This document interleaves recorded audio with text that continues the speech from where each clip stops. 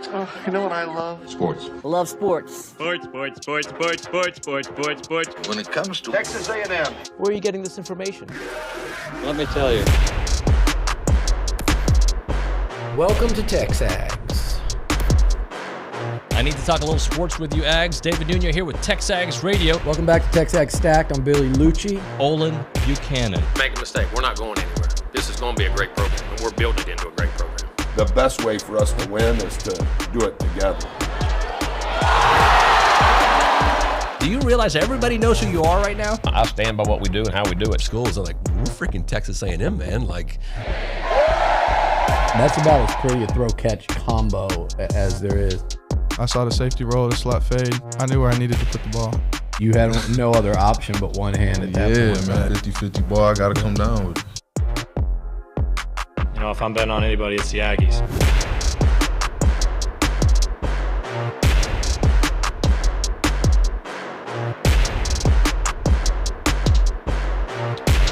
Welcome in. How are we feeling about that pass rush? It is TexAgs Radio, presented by David Gardner's Jewelers here in the Rollo Insurance Studio. Go Hour, presented by The Warehouse at CC Creations. Today is Thursday, September 21st, 2023. He's Olin Buchanan. I'm David Nuño.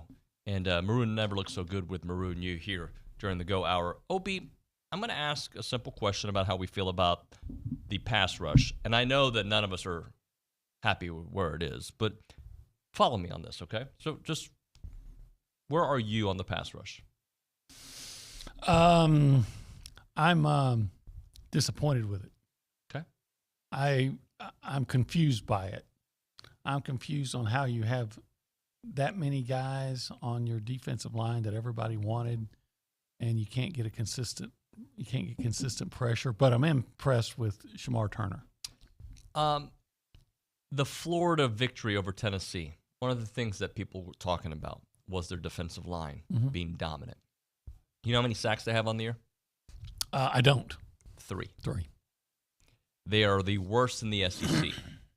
Do you know how many sacks Georgia has? I don't think you know the answer. I don't. I don't expect you to memorize the stats, but I'm doing this more for effect. Georgia on the year has 4 sacks. Okay. LSU.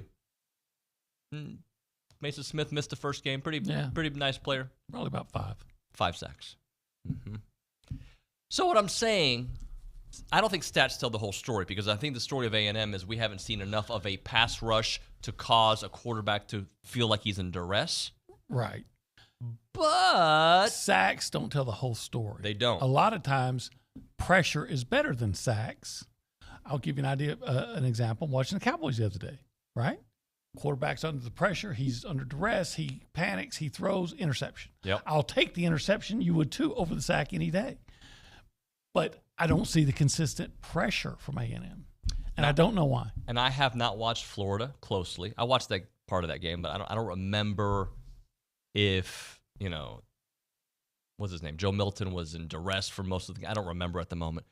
That being said, it is part of the story that some of these defenses that we have recruited at a pretty high level on the defensive line. And by the way, they're not the only ones. Let me go back to the list. Alabama on the year, 8 sacks. Better than A&M, but 8 sacks. The team A&M's about to play, who is not known for the defensive line. They're more known for their defensive backs. They've got 8 sacks as well. Yeah. And, some of it's the company you keep, right? And we're talking about how they'll say at A&M that New Mexico and ULM was both just trying to get the ball out real fast. And that makes it harder to get sacks, of course.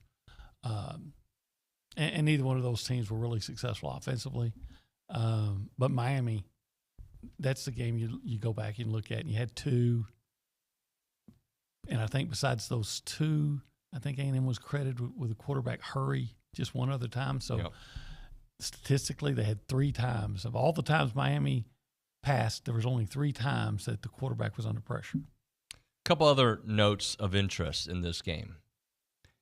A&M has struggled with stopping the pass. Is that fair to say? Yes. Okay. Yes, it has, especially in that second game. Well, I'm going to give you a little bit of what Auburn is good at. Auburn is very good at pass defense. Now, again, A&M was very good at pass defense, and theirs was maybe more of a byproduct of people could run on them all day last season, talking about. Auburn is allowing just 155 yards passing per game. The Aggies are pretty good at passing the ball. Mm-hmm. They're passing for 337, but Auburn has not played anybody. Right. Again, it's the company you keep. I don't think Cal is going to, that's not Aaron Rodgers or Jared Goff throwing for him this year. It's not. It's a TCU guy that, quite frankly, he transferred from TCU because he wasn't playing there. Right. So, and then you throw in, who else did Cal play that nobody saw? Or Auburn's played like UMass, I think. UMass Auburn, yeah. And Samford.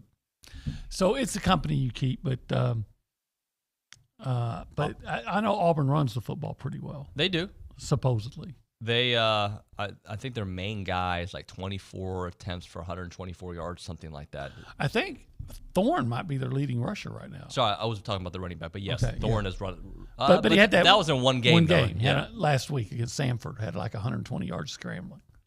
Tigers very good at, again, company you keep, I know, but they've intercepted 5 passes over the first 3 games of the season. They're and just 2 touchdown passes. Their nickelback is out. I think, is his name Keontae Scott? No, Keontae something. He had ankle surgery this week, so they won't have him. So I have seen more than one outlet say this is a must-win for Texas A&M, and the adage that people say every game's a must-win in the SEC.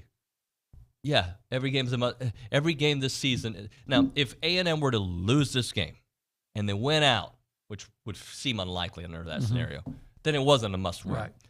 But I think for the state of the program, for how our message board will react, how we feel about it, in that regard, it is a must-win from an aesthetics point of view. Well, I think, at least in my opinion, Auburn or Mississippi State are the weakest teams in the West.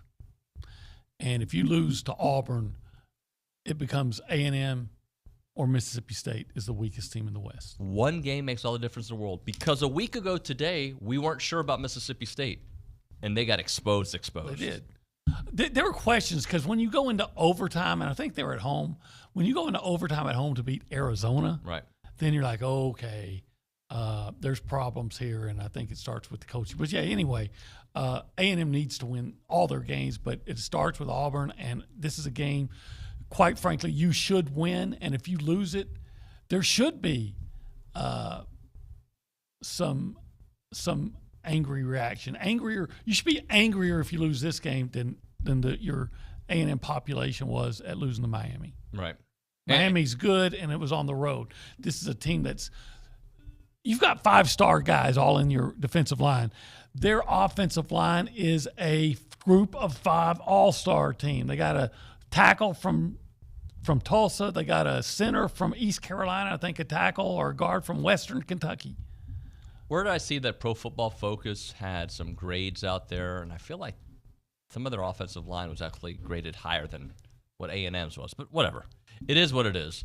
Bottom line is, I am not going to come on the show on Monday if A&M is not successful and be like, but maybe Auburn's really good. It doesn't matter anymore. Maybe you're really good, that ran out after Miami. Yeah. Plus, I mean, I'm going to come back and say, you mean the team that needed Cal to miss 3 field goals to lose 2 interceptions and a fumble to win to get a come from behind 14-10 win. You want to couch it. You want to frame it that they're really good. No, they're not really good.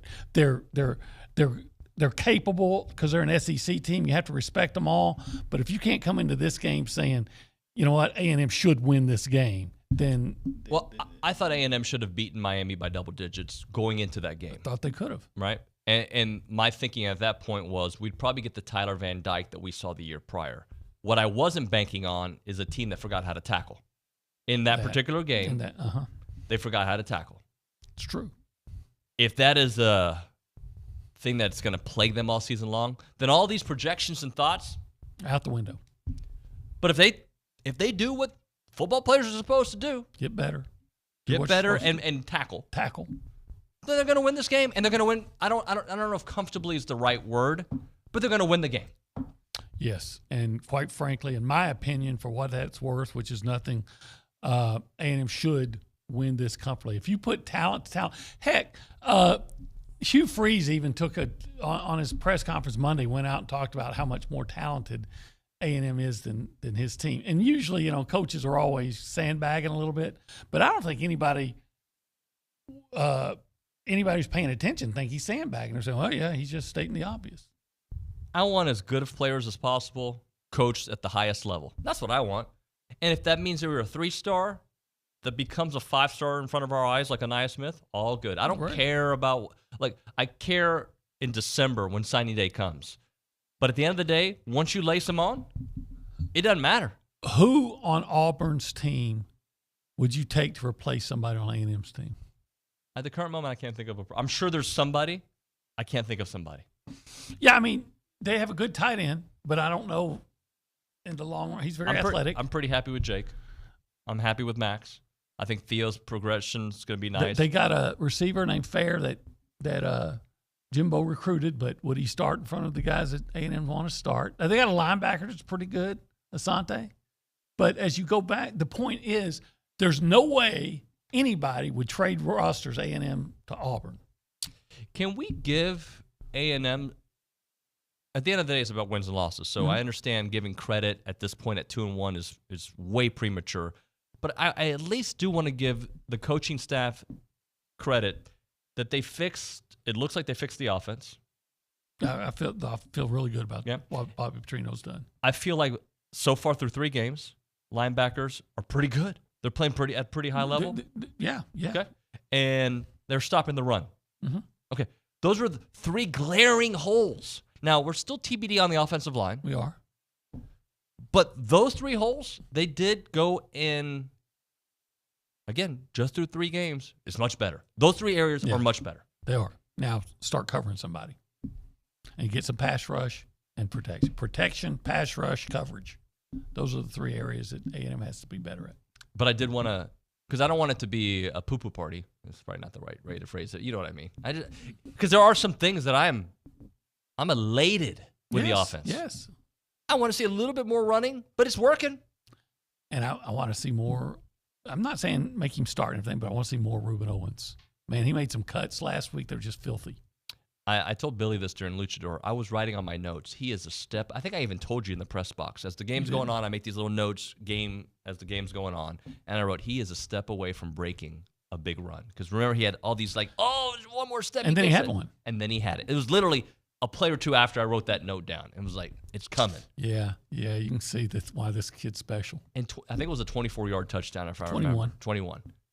I'm talking even bigger than that, buddy. It's coming. Yeah, it's coming. It's coming. If you want to be a part of the conversation, you can do it 979-693-1150. You can call us on that number. We'll say hi. We'll even answer your question. Or you can text us on the text line, 979-693-1150. We go behind the glass. We talk to Nick Savage. Nick, good morning, buddy. Howdy, good morning, y'all. How are you, man? I'm great. How are y'all? I'm all right. Making it? Yeah. Excited to do our show tomorrow from the Angry Elephant. Yeah, I'm glad you brought that up. Yeah. We're so excited. Might not even be angry. Happy Elephant. Look, I am so looking forward to that for multiple reasons. The elated elephant. We don't get to do many shows. In bars? I don't think we've done one ever here since I've been here. I know you guys have before I was here, but I don't think we've done one, have we? I can't remember. What do they call that, a remote? A remote? Yeah. Have we done a remote? If we have, they've been remote. Well, I am looking forward to that. The SEC Shorts crew going to be there. Steve McKinney, Seth McKinney, Billy Lucci. The Luchster. Yeah, that's going to be fun. It's going to be fantastic. Yeah. People come by and see us. And they're going to open early. They usually don't, by the way. I'll talk to you. I'll read you some of the menu a little bit later. I got it right here. Here we go. Oh, I could just probably tell you. Freedom toast. I know you like toast. I like freedom. And you love it. Hot dog bun soaked in egg and toasted with powdered sugar. That sounds actually delicious. Maple syrup and topping. Yeah, I'm all in. How about a little bit of chicken fried steak and eggs? I could go with that. Kill it breakfast. I'd rather have a lot of chicken fried steak and eggs, but I wonder if they're going to have a sample things while we're eating. I'm not suggesting it, but if they want to have a sample, we would eat it. I mean, we won't say no. Yeah. We'll be polite. I've never said no. I don't think this is allowed, but brunch mimosa pitcher. You know what? If Lucci's there, maybe it'd probably make the show even better. So these are some of the things you can get at the Angry Elephant that's opening super early mañana a las 8. Nick, what else? Well, one of the matchups, since y'all were talking, about that A&M defensive line, something that I'll be watching, OB, you mentioned it, is that Auburn secondary might not be up to full strength. And I just want to see, I think I said this before the Miami game, I just want to see more deep shots from that A&M offense. They seem to always be able to execute those. And when they get those rolling, I think A&M's offense is pretty hard to stop. So define deep shot. Just like a 20-plus yard play, I agree a pass. with that. So, 20-plus. I think you're going to see a lot of those all year. Yeah. Yeah, I do too. Well, we're seeing them looking for it a lot. Yeah. Like, they're looking for it for sure.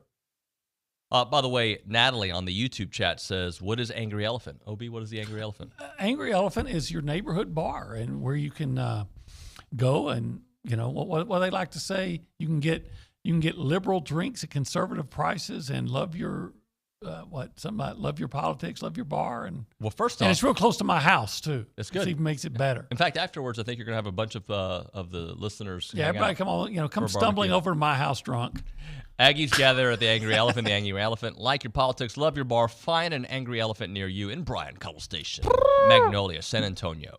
Let's go to that Angry Elephant News and Social Center. Leanna Davison. Leanna, hello.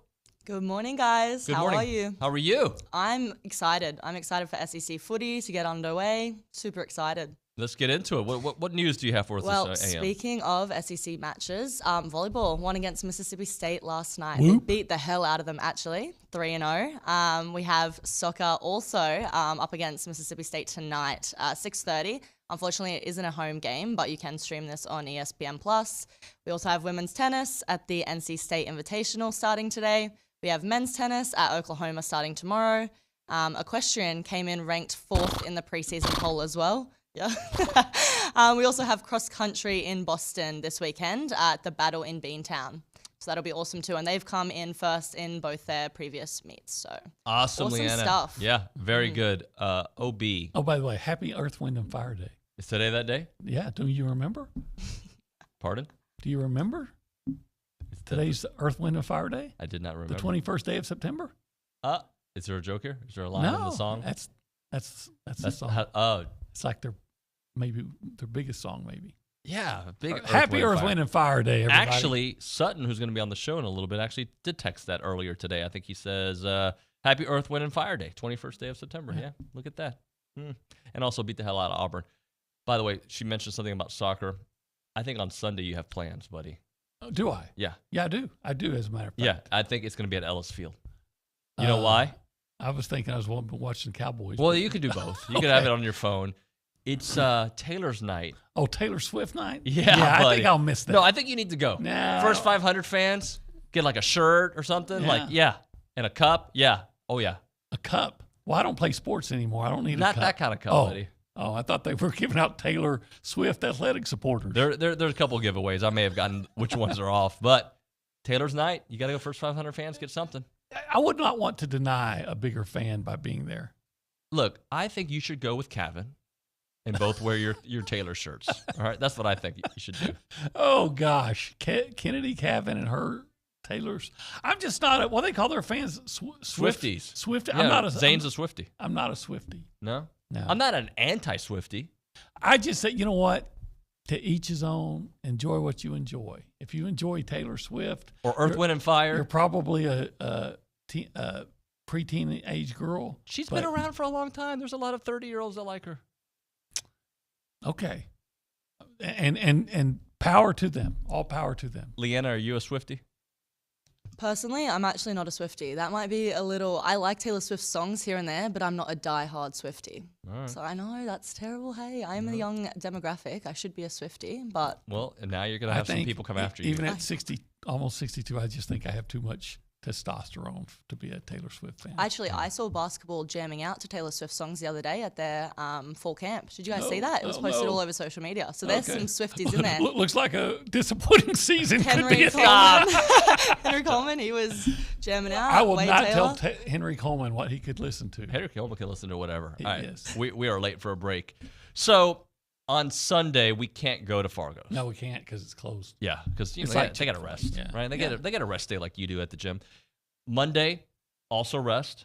So Tuesday, it opens up, and then what are you going to order, OB? Well, if I was there on Tuesday, I would get the rib tips if I got there early enough, because the rib tips, they fly off that shelf. Yeah, they fly because they're so popular. People want them. They're amazing. They are meat dessert. So if you want them, not only do you have to make sure you get there early, but you might even want to call early and kind of reserve your styrofoam cup full of rib tips. All right. Well, then I'm gonna throw a different day at you. Okay. All right. Saturday, what are you getting? Rib tips. Oh, again? Yes, yeah, because they have them on Tuesdays and Saturdays. They're going to start their week with them. They're going to end their week with them. You know, it's like a sandwich of rib tips, and in between you have all this great chopped beef barbecue or brisket or big fat pork chop or brisket on a bun. I mean, on a potato. And it just goes on and on. And you haven't mentioned my favorite side. Macaroni and cheese. Both. You get both. Yeah. At the same price. And a lot. Yeah. They don't two charge for more. one. Two for one. the price of one. Goodness gracious. 1701 South Texas Avenue in Bryan. Without a doubt, the what? It's the best barbecue in Texas, which means the best barbecue in the world. Even the girl from Australia is nodding her head. Yeah, her name is Leanna, and that's her trademark because it's absolutely true. I wouldn't lie to you. No, he wouldn't. It's Fargo's.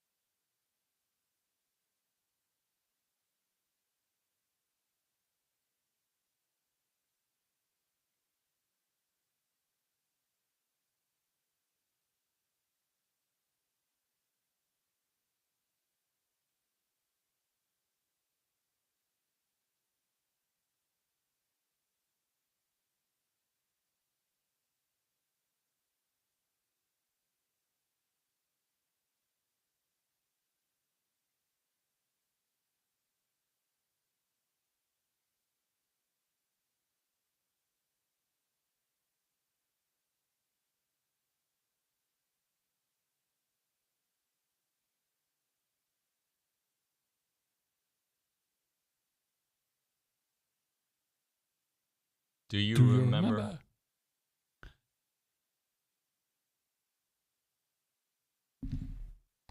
What was that? That was your Elaine? Old Man White overbite dance. Keep going for a little bit because I want to make a meme out of this. Or whatever. A video. Do the Batman dance. You should appreciate that. That was Adam West. I'm not Team Adam West. I'm not doing that, bro. I'm doing the real Batman. Yeah, but he was the real Batman. No, bro, he was wearing a costume. All right, Batman's got like military gear. The real Batman. And he was dancing with Julie Eartha Kitt. Newmar or Eartha Kitt. Or who was that? Lee Merriweather? Have you seen Christian Bale's resume, bro? It's not on the same level. Let's not compare Adam West to the great Christian Bale. But he was first.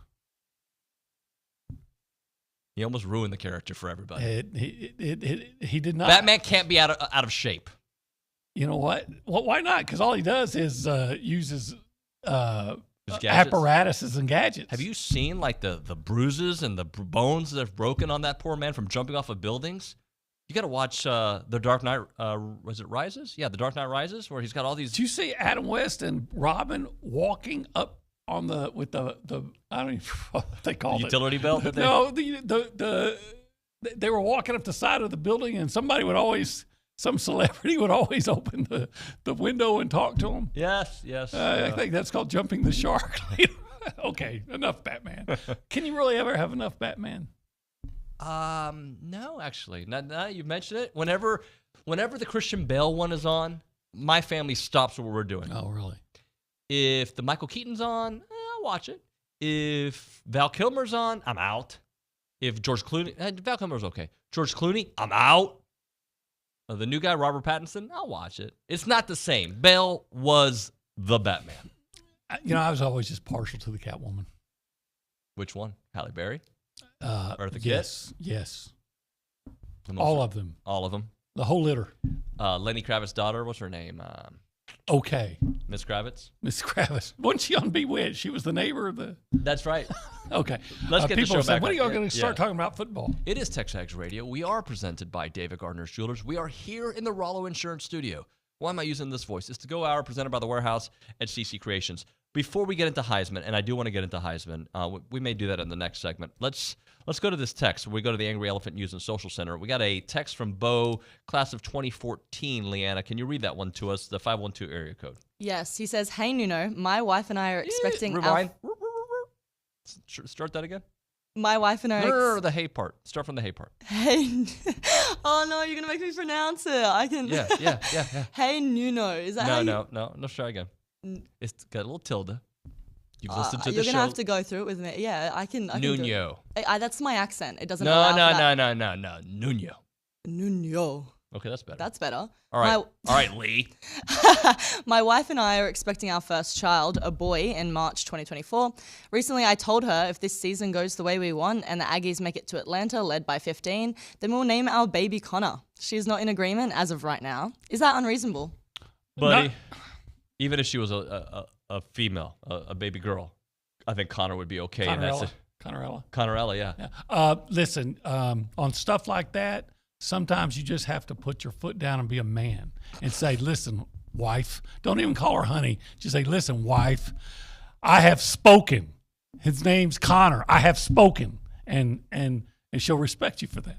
Or just offer Connor a middle name. No. Sometimes you just gotta remind her who wears the pants in the family. Connor is the name. I have spoken. You're saying this more as a bit than reality. I know you don't talk like that. Irma would beat you down. She would go to Brazos Valley MMA and put you in a... She'd just wait till I was asleep and stab me. Lorena Bobbitt? All right. Anyway, let's hit a break here. We'll come back and do the Heisman Watch. Right now, we're talking Brazos Running Company, located at Century Square, locally owned, Aggie-owned, and operated specialty running store with an outstanding selection of running gear, guys. That's the place you need to go to get your running gear on, your shoes, and get the great brands like On and Brooks and Hoka. So if you're a runner, or if you're a walker, or you're interested in any kind of fitness, the right shoe makes all the difference in the world. And at Brazos Running Company, they're passionate about their running and finding the right shoe for you. So here here's some of the other brands they got. They got Birkenstock. They got market-exclusive retailer for Vuori clothing, one of the hottest athletic brands in the entire country. Remember, it's never too early to check out some holiday shopping at Brazos Running Company, located there in Century Square below the Star Cinema Grill in College Station. It is Brazos Running Company.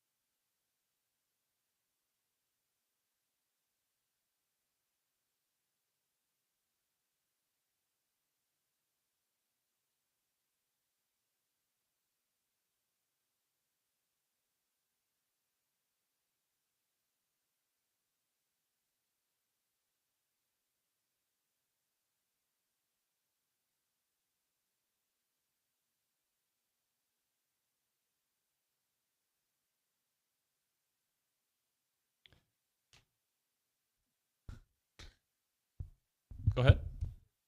This song right here was perfect bumper music for the conversation we were having off air. It's called Hang On Loosely. How I remembered John Wayne Bobbitt's name, and I can't remember what I ate for food yesterday for lunch. Well, but that was a national story for a long, I mean, that was a big story. JWB. And then you don't tell me what you told me at the break. I didn't know he had a career afterwards. Yeah, but well, I mean, he didn't die. The career choice was interesting. It's TexAgs Radio, presented by David Gardner's Jewelers here in the Rollo Insurance Studio. Go Hour, presented by the Warehouse at CC Creation. It is now time for the Heisman Watch, brought you by the Shurtleff Law Firm. Shurtleff Law Firm, delivering justice for those who need it most. Olin Buchanan, let's get into your number 5. Interject when you disagree. Yeah. But there's always a I put a lot of thought into this, unlike some like Fox and stuff like that. But number 5 on my list, I have Jaden Daniels, the LSU quarterback. He's 3rd in the nation in total offense. Last week, completed 30 of 34 passes for 361 yards, 2 touchdowns, and ran for 2 touchdowns in that big win over Mississippi State. Overall this year, 976 yards and 8 touchdowns passing with 1 interception, and rushed for 157 and 2 touchdowns. Am I wrong? Were you not sold on Jaden Daniels coming into the season? I think he's a good quarterback. I think he's overhyped, and I don't know if he'll stay in my top 5 very long. But through three games, he absolutely deserves it. Okay, I can live with that. Caleb Williams all the way down to 4. He started as number 1. I had him number 2. But here's the deal: we're 3 games in. All rankings now should be based on what happened this year. Last year's now irrelevant, in my opinion.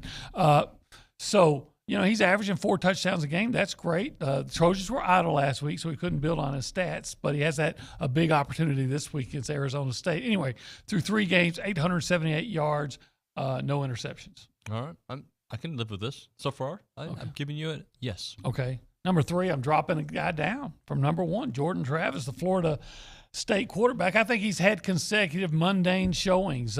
Last week, passed for just 212 yards and 2 touchdowns in that 31-29 Florida State win over Boston College. Not bad, but that's hardly Heisman worthy, right? Right. Overall, though, 729 yards passing, 8 touchdowns, 1 interception, and of course, he was excellent in that big win over LSU. Without following the ups and downs of each game, in my mind, Jordan Travis is the Heisman Trophy leader in my mind, but I agree with you. He has had less than spectacular performances. He's had two kind of mundane games in a row. Number 2, Shedeur Sanders. For at least another week? I think he's going to have a big stat week this week. The problem is I don't think his defense is going to stop the other guys either. Shedeur Sanders, a Colorado quarterback, he's 2nd in the nation in passing and total offense. He's thrown for 1,251 yards, 10 touchdowns last week in a come-from-behind victory. He completed 81% of his passes, 348 yards, and 4 touchdowns. Now, get this. This is a Heisman Trophy moment, maybe. Colorado trailed by 8 points at his own 2-yard line with 1:58 left in regulation.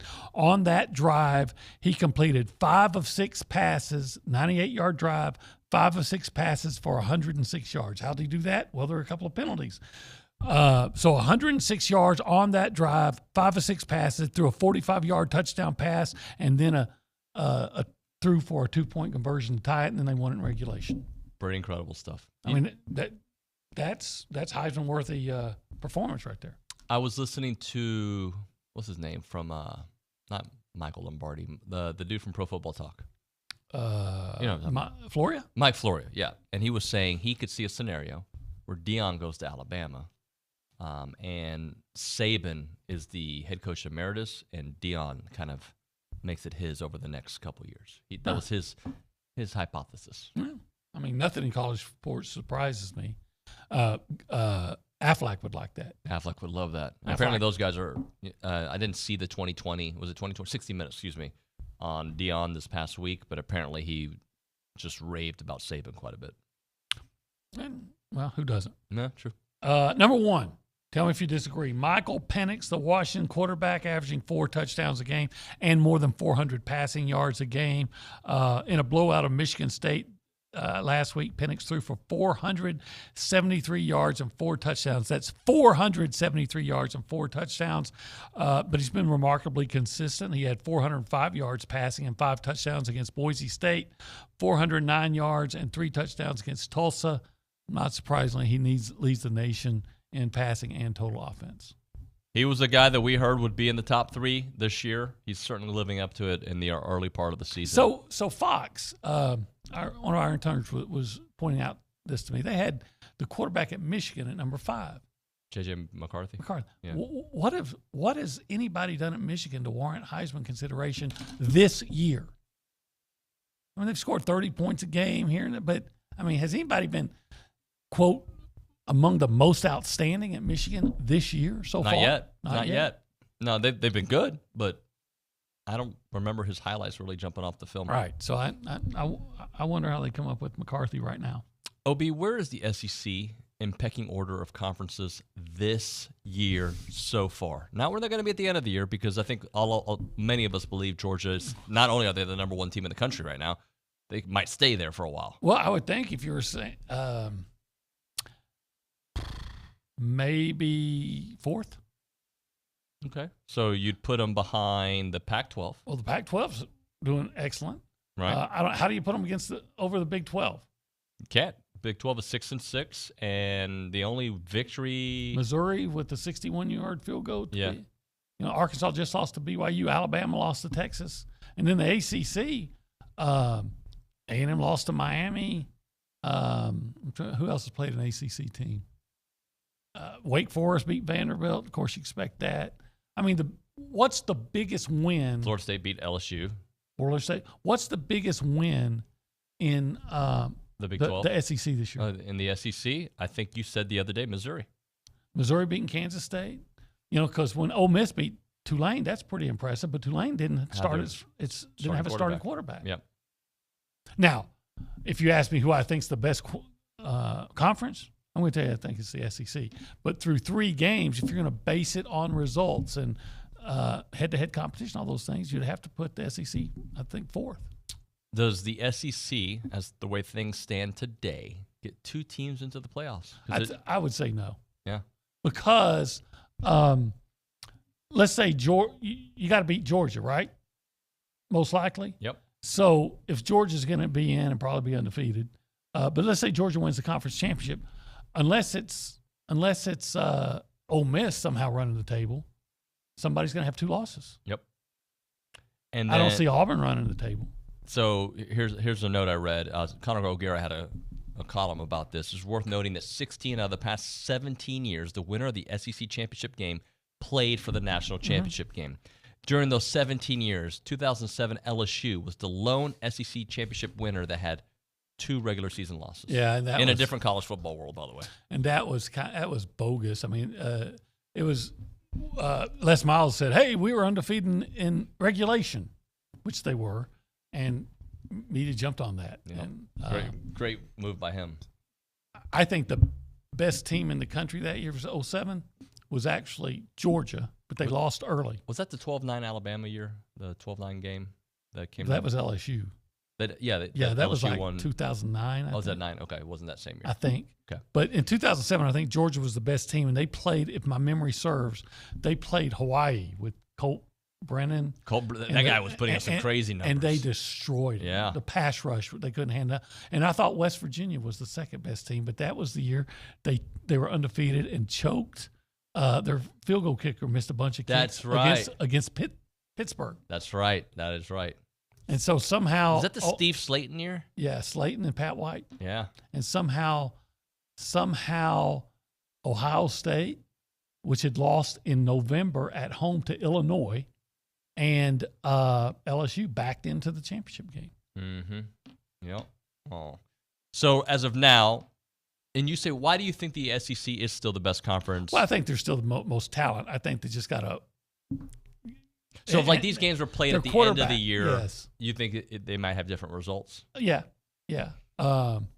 But like if Texas played Bama in Week 7, you think Bama wins that game? I think those teams could play probably 12 times, and I think Texas would win 7 of them. Okay, so Texas is a better team. I think they are, because I came in thinking that. Now I thought Alabama would win, but now that I've seen it, that Alabama has issues, and they're not just at quarterback, even though that quarterback's a big issue. If you can throw the ball, you're going to have a chance to beat Alabama, which is why Ole Miss might win this week. And which is why A&M could win. I want to say should win. I want to. We'll find out this weekend. Well, let's weekend. see what they do the next 2 weeks. Yep. These next 2 weeks are going to tell us not everything, but they're going to confirm our suspicions one way or another. Yes. Yes, they will.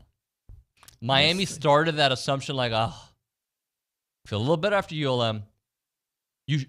And I'm not going to feel great if they I'll feel great if they destroy Auburn. Don't get me wrong. But, I'm still not going to know. Arkansas is the Rosetta Stone. But I'm not sold on them either. I'm not either, but at least they're a team that could be pretty good. Well, Rocket's going to be just amazing in that Yeah, has he even played? I don't think he's played at all. They'll bring, of course, he'll come back for A&M. And then the offensive line that's been an issue for Arkansas. Sam Pittman will get through to them, and they'll know how to block again. They'll be amazing. Yeah, we'll see. Yeah. I bet you that secondary continues to struggle, though. And we're pretty good at throwing the football, OB. I don't know if you know that. I do not think this is being a homer. I don't think this is homerific. That by the end of the year, everybody in the SEC might be, I'd say 50-50, acknowledging that Connor Wigman is the best quarterback in the conference. He might be. I saw him on Saturday down south. We're listed as 5th best quarterback in the SEC so far. Okay, so he moved up 3 points. He did move up 3 points. Yeah, he moved up 3. I'd put him a little bit higher, but maybe I have maroon goggles. But from what I've seen, being the number 2 QBR, and also played amazingly in the Miami game, especially that second half, all the pressure he faced. You can't put it on him, unless you're not looking at the guy from Saturday Down South that obviously didn't watch the game and said, "Oh, he had 2 interceptions," without looking at the situation with those interceptions. All right. By the way, that was the Heisman Watch that we kind of morph into some other things. Brought to you by the Shirtlift Law Firm. Let's hit a break. We'll come back with Esteban McGee next. But right now, we're talking about the Charge Apparel, Aggie-owned, purpose-driven apparel brand made right here in the United States. They believe in supporting that U.S. economy. But let's be honest. When you think about the Charge Apparel, there's a couple things you need to know. You need to know about the clothes. Awesome. You need to know about what their mission is. And their mission is to donate and help out veteran nonprofit partners out there, right? They have a focus on mental health initiatives, which is why they do 12% of total sales, not just profits, going there. And ode to the 12th man, they want to make sure that total sales to organizations support U.S. veterans and mental health initiatives. I mentioned the clothes. They're awesome. The new maroon polo, got to get it. Lightweight, slightly tailored fit through the chest and the arms, designed to make you look and feel your absolute best. No schmedium. This fits you the right way, the best way. Charger Barrel, Texas-based company that operates out of Austin, but they may be behind enemy lines, but their owners are from College Station, and both owners graduated from Texas A&M back in 2014.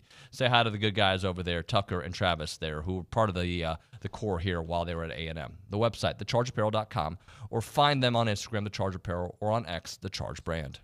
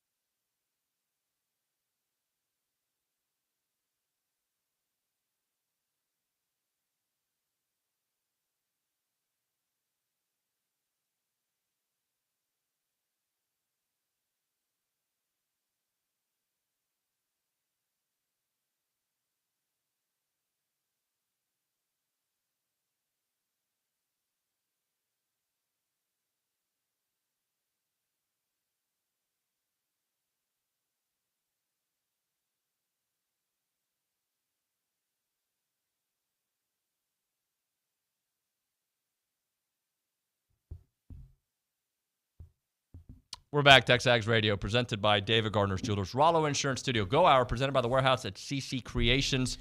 Our good friend, Stephen McGee, QB1, and of course, Paragon Financial's Best is here with us. Stephen, good morning, buddy. Hey, good morning. What's going on with you? Just starting the pod up here at TexAgs. I always look forward to it. You know, all the off-scene stuff. Yeah. Oh, the what? Between off-air. I said off-scene. I thought you should have seen. Off-air. Yeah, this isn't live TV. I mentioned to Billy that it would be, we could never do it, but maybe we could.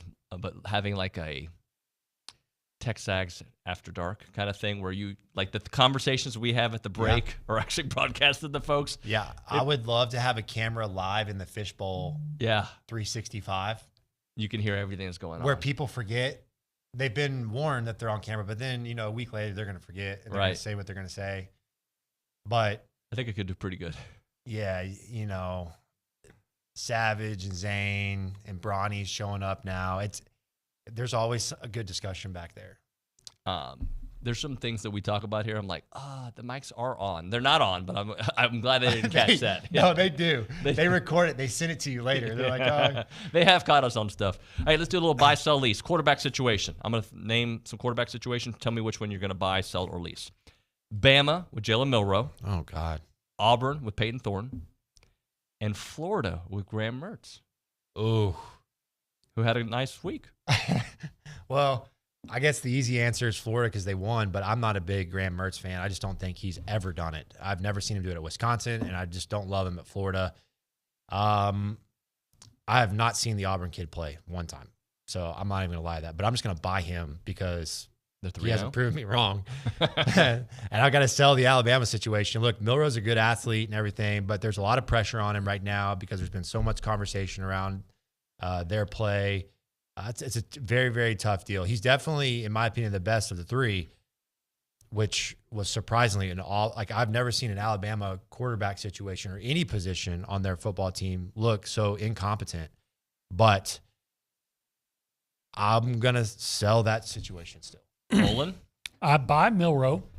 I do too. I think, especially if their coaches just say, okay, we're not going to ask this guy to be a pocket passer and throw 30 times a game at the most 20 and let him run. Yeah. So I can win with him if you let him run, if you use him. I am leasing Mertz.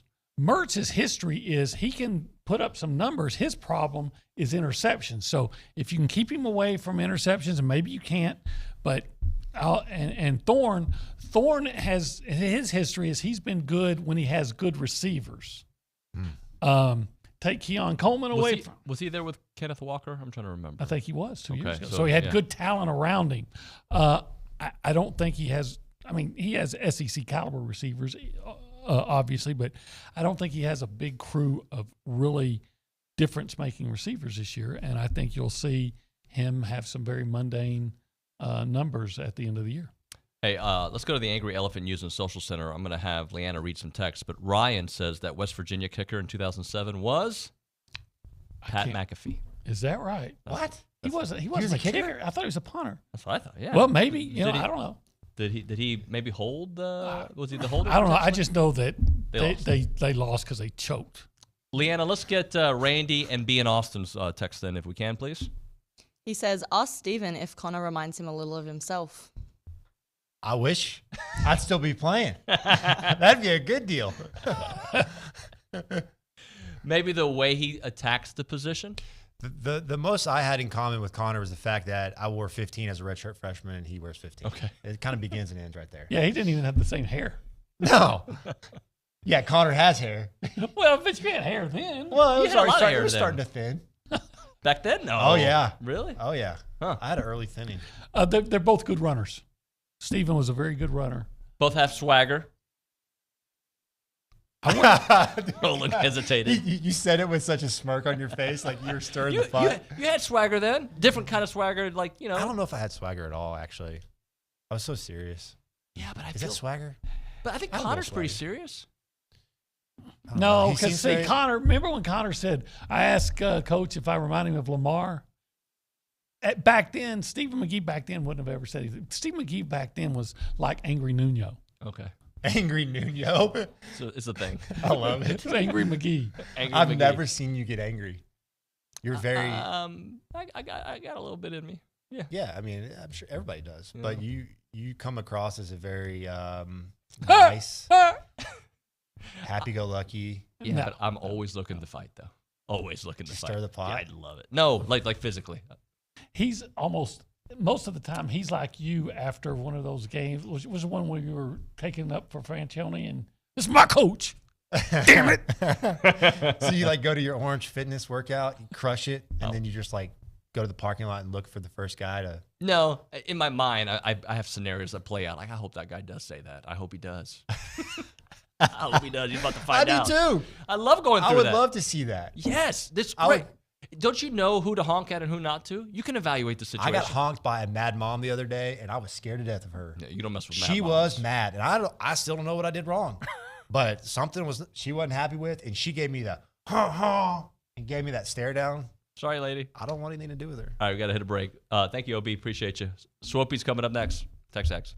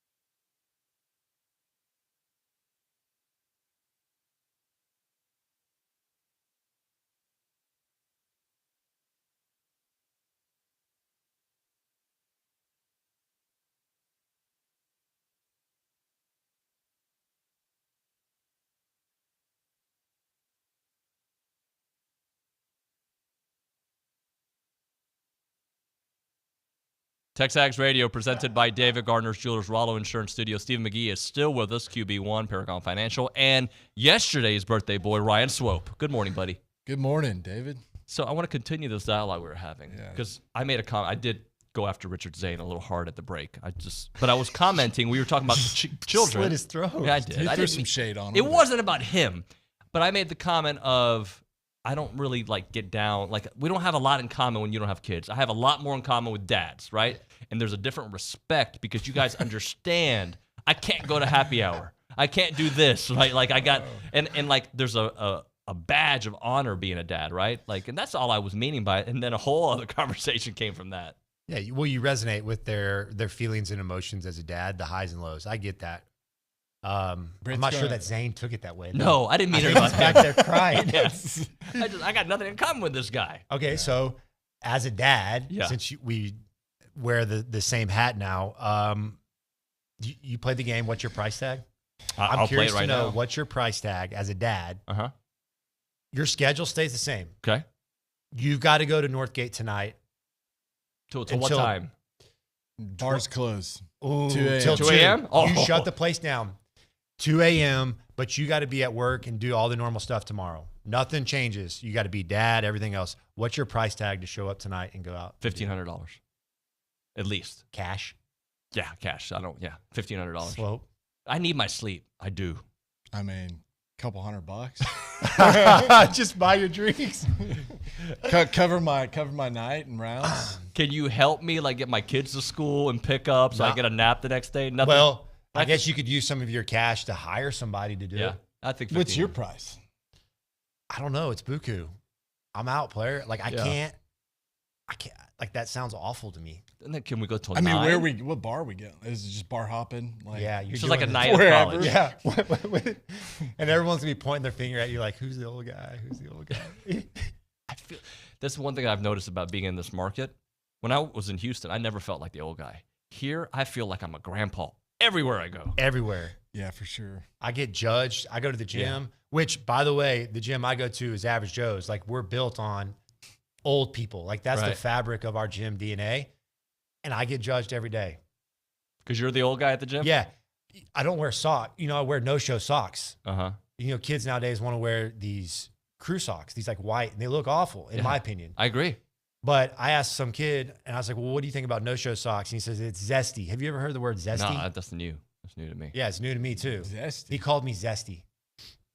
I about turned into a Nuño. You don't make fun of my no-show socks. Straight to the guillotine. Straight, right there. They wear Crocs and socks. Awful. Not my sons do it. I'm like, what is this? In what world is that? And they go to the gym. Yeah. Some dude was trying to do squats in Crocs. And they wear the little buttons in them. The little... Don't do that. No. And now I'm getting angry again. I am too. Yeah, have some kids, and then I can talk to you. All right, let's talk some football. Ryan, you start us off. What did the ULM game do for us? For you, I should say. Well, I thought offensively we looked really good. Connor is doing Connor things. Wiggy. Do you like him? Wiggy. Are you kind of on board with him now or no? You were kind of skeptical, right? I was going into it. I want to see him play. I want to see him beat a good superior opponent. Yeah. And then I'm bought in. How about the LSU game last year? Does that count as a big win? Yeah. Yeah, for sure. But I thought our defense. You don't think that I think he had a lot to do with it, but I think that was a young kid thrown in the spotlight and handled it very maturely. Yeah. But I want to see how can he handle it. This is his team. This is his moment. This is his spot. What are you going to do? Kind of deal. I love this conversation because we had this off air one time. I almost felt like at the beginning of the year, there were so many people that I talked to. I've been so high on him. Before the years, I was just like, oh, this dude's unbelievable. It's the one sure thing we have. But people would be like, I don't know, man. I just don't see that. And I started to have doubts. I was like, well, maybe I'm just getting completely blind in my old age. I don't even know what I'm looking for anymore. And I think even now, after 3 games, he's got one of the highest QBRs thrown for number 2 in the country. Game, and he's efficient. But some of the stats people don't talk about Connor, his accuracy, I was talking to Bronny about this. He's completed 70% of his passes, but he's not deking and dunking like a lot of quarterbacks. And a lot of quarterbacks that throw for 70% of the passes, they're very conservative. And so they get under pressure. Instead of throwing it away, they just take a sack. Connor has 2 sacks this year. People don't talk about how few sacks he takes. He gets rid of the football. That's a huge deal. Great quarterbacks don't take sacks. Look at Tom Brady. Look at Peyton Manning. I guarantee you their sacks compared to an average quarterback is way fewer. I'm just a big believer in him. Maybe I'm. Oh, you are? Maybe I'm wrong. But I think this guy's as good as they come. I agree with you. No, and he's a good player. My thing is, I want to see. You want to see more of it? Yeah. Well, at the end of the day, stats are great and all, but are we winning or losing football games? True.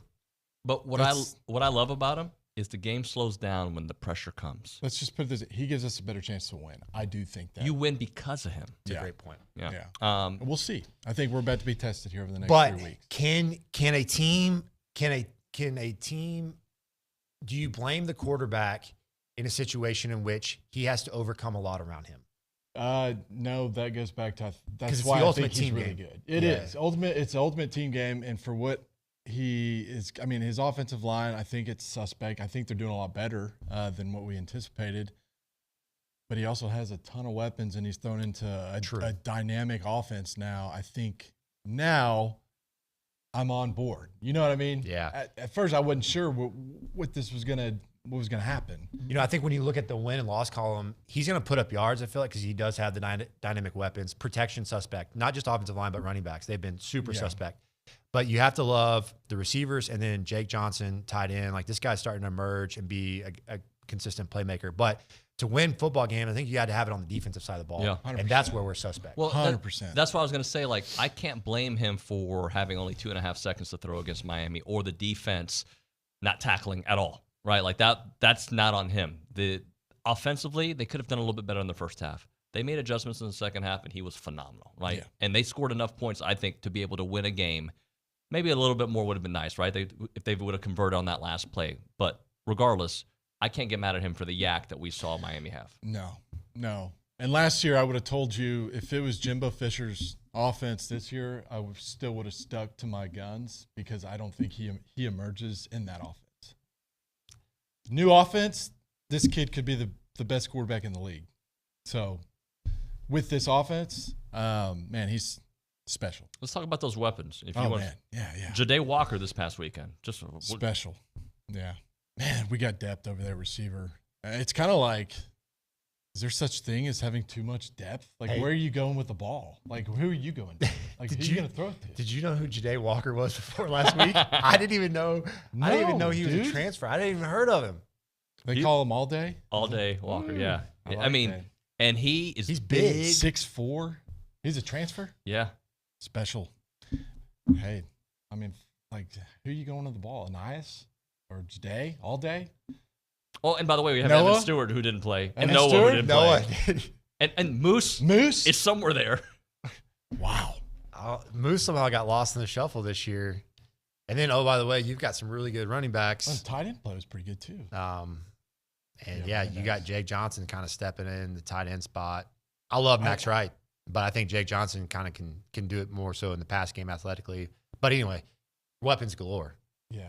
I think if we can figure out how to utilize a tight end and bring him in, like having a guy that can be versatile to come in and like help on the pass block and, chip in and stuff like that, and then he can catch the ball, is huge. I think it'll allow our football team to get this ball in the hands of your Evan Stewarts and your Moose Muhammad's and just gives Connor a little bit more time. Is there a better SEC offensive weapon, wide receiver, running back combo out there than what A&M has? No. There's not even close, right? No. I don't even think it's close. I haven't followed it as closely as y'all do, obviously, but I would say no, based on the teams I've seen play. Well, I mean, and you got Bobby Petrino calling the plays, right? Oh, it's incredible. That changes a little bit more of the dynamic. Oh, yeah, and not to mention, let's throw number 0 running back, and then let's put him in motion to the slot. I love it. Nice. That dude is the ultimate competitor. Winner. He is. He knows. He doesn't. He just wants to play football. Whatever the team needs, I know. Dude's got it, man. Yeah, he's a smart player too. But it goes back to your point. Now you just got to go win. Like, got to go win. You got all these things. You've got the fancy tools. Go win these games. Yeah. And that, I think, is going to fall on the defense. I think the make or break in this league this year for our team is going to be, did we get it done on defense? If someone comes in and steamrolls us, they come out of the gates, score 2 quick touchdowns on our defense, it's going to be hard. Well, and I'm going to ask this. Why not Texas A&M? Because if you look at the West completely, they're all having issues. It's in shambles. Yeah. I mean, man, it's all out in front of us. It's up for the taking. If you don't do it this year, we then control our destiny. Yeah. But you're not going to beat a lot of teams tackling the way you did in Miami. No. You're not. You're not. Nope. No. And not putting pressure on the quarterback, which Tyler Van Dyke had all day. But Shamar Turner has looked fantastic. 3 games with a sack. Shamar, that dude's a beast. He is a beast. He's a beast. How would you like to block him? What's your price tag to block him, speaking of? His price tags. Can you imagine putting on number 75? No, thank you. And some No pads. price tag. And they're like, all right, so you got him in Oklahoma drill today. I'll pass. Okay, My fine. price tag is $1 million cash. Yeah. I want nothing to do with that player. Fine, you'll get to go against Gabriel Brownlow Dindy or Yeah. McKinley Jackson or Walter Nolan. What worries you about Auburn this weekend? Well, I was going to say, I mean, Is it what we're talking about, the tackling? Yeah, the tackling is the first thing that comes to my head. Is just, but that goes back to fundamentals, and it's something that you can at least go back and work on in practice, because we know these. I mean, we know these guys know how to practice. I mean, they came here on a scholarship. They're here for a reason. They're good players. It goes back to just being sound in your fundamentals. Yep. And so I think that they've probably been at practice working on that, and so I'm hoping that we see some improvement there. Steven? I think we beat Auburn. Oh, out the gate, baby. What's your prediction? I have not watched Auburn play a single game. I think we beat them, though. Okay. Yeah, Just I like being it. honest here. I like it. I like it. I mean, I think this game's about us. I think it's Yes. a huge game, right? for The us. coach speak. There's no way that Auburn has near as talented of a roster as we do, and we're better at the most important position. We're better at all the skilled position. The question for me, what I want to see is if this defense can get after a quarterback. They have not done that consistently. You watch the Dallas Cowboys defense right now. They're going to beat a lot of football teams just because of their defense, not because of Dak Prescott or CeeDee Lamb, because of their defense. Can you imagine trying to be a quarterback with number 11, Parsons, coming after you every freaking play? You're never comfortable back there. Right. It's misery. Yeah. That changes football games. You got to be able to get after quarterback. And I agree, Shamar's looked good, but name a quarterback who we've played that's really felt uncomfortable back there. They Haven't haven't. seen it. You haven't. And so if you can't get after them in one-on-ones in a 4-man pass rush or a 5-man pass rush, you better bring the exotic stuff. Overload, make them throw hot, and see if they have answers. Kind of like what Miami did to A&M. Kind of like what Mike Elko used to do on 3rd and long. Be honest with you. Yeah. Oh, yeah. That dude would dial it up every week. Loved it. Eating Kit Kat bars and Mountain Dews up in the press box, dialing up pressures. That dude was a beast. Yeah, he was. So this Auburn game in particular, I hate that it's going to matter, but how important is this particular game in the Huge. grand scheme of things? It's huge. And it shouldn't be, but it is. It's year 6, right? Like, it shouldn't matter. A team that was last place in the SEC West, it shouldn't matter. Shouldn't. But it does. It does. You lose this one. Yeah, you lose this one, man. It's going to be a long season. Let's just put it that way. It sets the tone from here on out. And I think it's extremely important that I think we can get it done. I'm not worried about that. There's some things that are suspect that I think that we've yet to really see tackling and putting pressure on the quarterback. So, and pass defense. Yeah. We've got to run the ball better. Yeah. Look, pass defense and running the ball better. It is entirely possible that A&M is going to be favored in their next 3 games. You've got Auburn, you've got Arkansas, and it is possible you are favored against Alabama here in a couple of weeks if you start taking care of business. Because I've got my questions about Bama, and they have a tough one this weekend against Ole Miss. So it is possible that you are favored, and when can you have ever said that, especially coming off a 5-7 season? Saw your pick. Ole Miss. You saw my pick? Yeah. We have a pick with the Eagle. Yeah. You know? And I accidentally hit reply all. And I felt so bad. I hate when that It was so stupid. I was like, you idiot. I sent all my picks out. Why do you think Ole Miss is going to win? I'm horrible at picks, by the way. I'm So not if I very ever good pick, either. and I'm not even going against the line. I think Ole Miss is just going to score more points, honestly. Yeah. I'm not afraid about Ole Miss scoring points against Alabama, especially after seeing Quinn Ewers dial it up. Yeah. I picked Alabama. Did you? Yeah. Where is that game? At Bama? It's in That matters. Tuscaloosa, Yeah, it is. I believe. Yeah, I think it's Alabama. Yeah. That's why I went Bama. But I think that it'll be a good game. I think and I could be completely wrong in this take, but my hunch is that Nick Saban is back against the wall. That team's going to find a way to be 10-2. It makes you so mad. And I'm hoping we get the other. They're going to gear the offense towards Milroe the rest of the way. It hasn't been geared towards him, and that'll make a huge difference. But it doesn't stop the bad blocking or the bad defense. No. Yeah, that is true. But they do have the greatest coach of all time coaching them. Yeah. And I think that they probably got their ass ripped a couple times this last week. You And I think think? that they're going to be ready to You go. think he used some special words to address the team? I don't think this is going to happen, but think about the scenario. There's a chance that more than both, Alabama, Clemson, and LSU are out of the college football playoffs by the end of the month. Good. Yeah. That'd Right? be amazing. Love to see Thank it. God. I mean, Clemson has Florida State this weekend, right? You've got Bama and Ole Miss, and I think LSU has Arkansas this weekend. I think LSU is going to run Arkansas, but I'm just saying that world is out there. The ACC, I could see Clemson losing 4 games this year. That ACC is underrated. Mm-hmm. They got some good football teams out there. They Florida really State, didn't blow out Boston College either. Like the ones you would expect them to breeze through. They're not really breezing through. So, Watch out for Duke. dude, the fighting Mike Elkos, yeah. that quarterback is scrappy too. He's Watch out for good. Duke, man. They can play. Well, and who would have thought that, right? Like when Hate he first, to see it. I thought it was going to take a couple of years. It hasn't.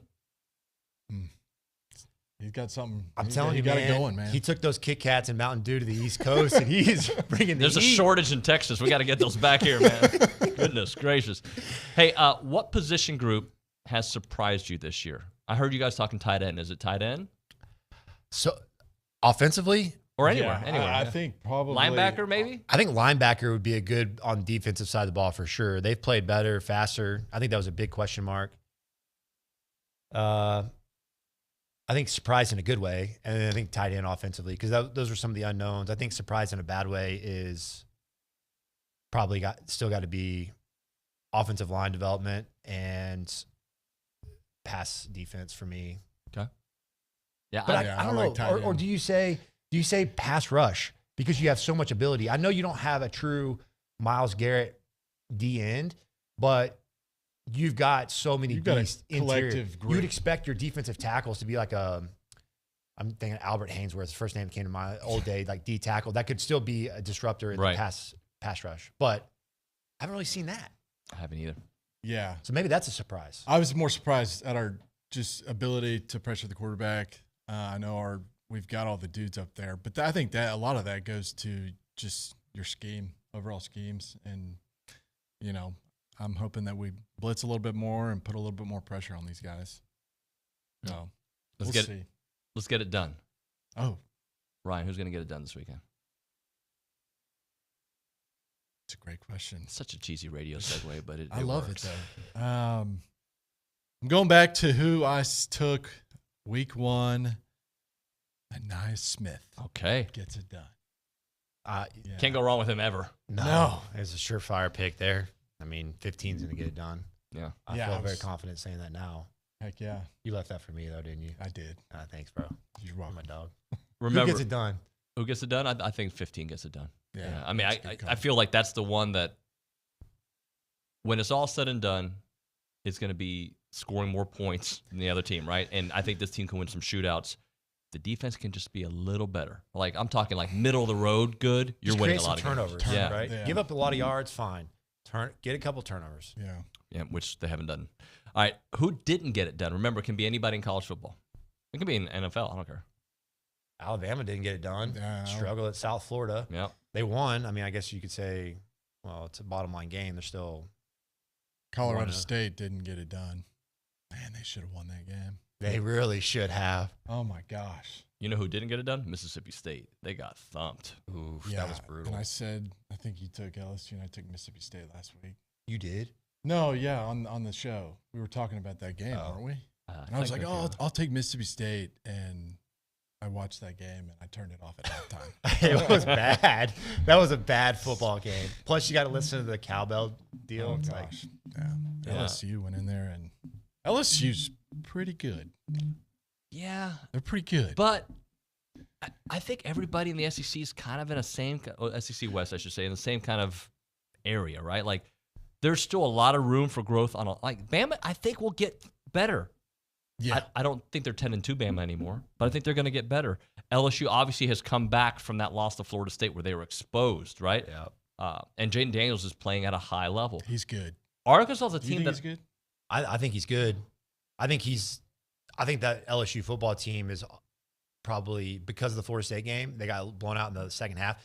They're an undefeated football team that I think should be in the top 5 for all but really probably 2 quarters or a quarter and a half of football. Yeah, I agree. Here's the scenario for you to think about. A&M was a drive away from taking the lead in the fourth quarter against Miami.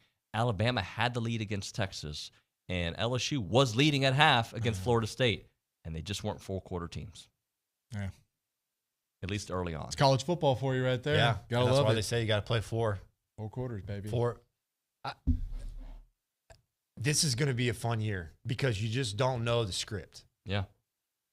There's so many people and teams out there that are in play for the Heisman, for the SEC West, for the ACC. Who's going to be the 4 finals? I mean, pick that. That's going to be hard. You got good teams in the Pac-12. Is that what they call the conference now? Yeah, it's still Pac-12, even though they got 2 teams. Or 16 or 10 or 2. Yeah. But think, even Georgia struggled for a while against South Carolina. They did. And that's another team, South Carolina. Like Spencer Rattler, never really high on him. Unbelievable gifts. Unbelievable. That guy he is a pure thrower. Like he can spin it with the best of them. He can chunk it, dude. God, he can chunk it. But just when the lights came on, didn't get the job done, right? But this year, you can kind of see like some stuff starting to click a little bit for him. Yeah. You don't know, right? I mean, like that could be a team to watch out for as a underdog that can just disrupt football team seasons. Like for A&M, it's gonna be a big game. Stephen, Ryan, thank you very much, guys. Appreciate it, man. Appreciate Thanks. Hey, you. don't kill anybody today. Yeah. Nah, you didn't know that side of me. I didn't. It's kind of an act, but I wouldn't mind the opportunity to just try some of my moves on a rando. That'd be fun. Please video it. I'm hoping it's videoed. I'm hoping somebody puts it on social. Man, don't mess with that radio guy. Hey, Caprock Health Time, highly personalized emergency care.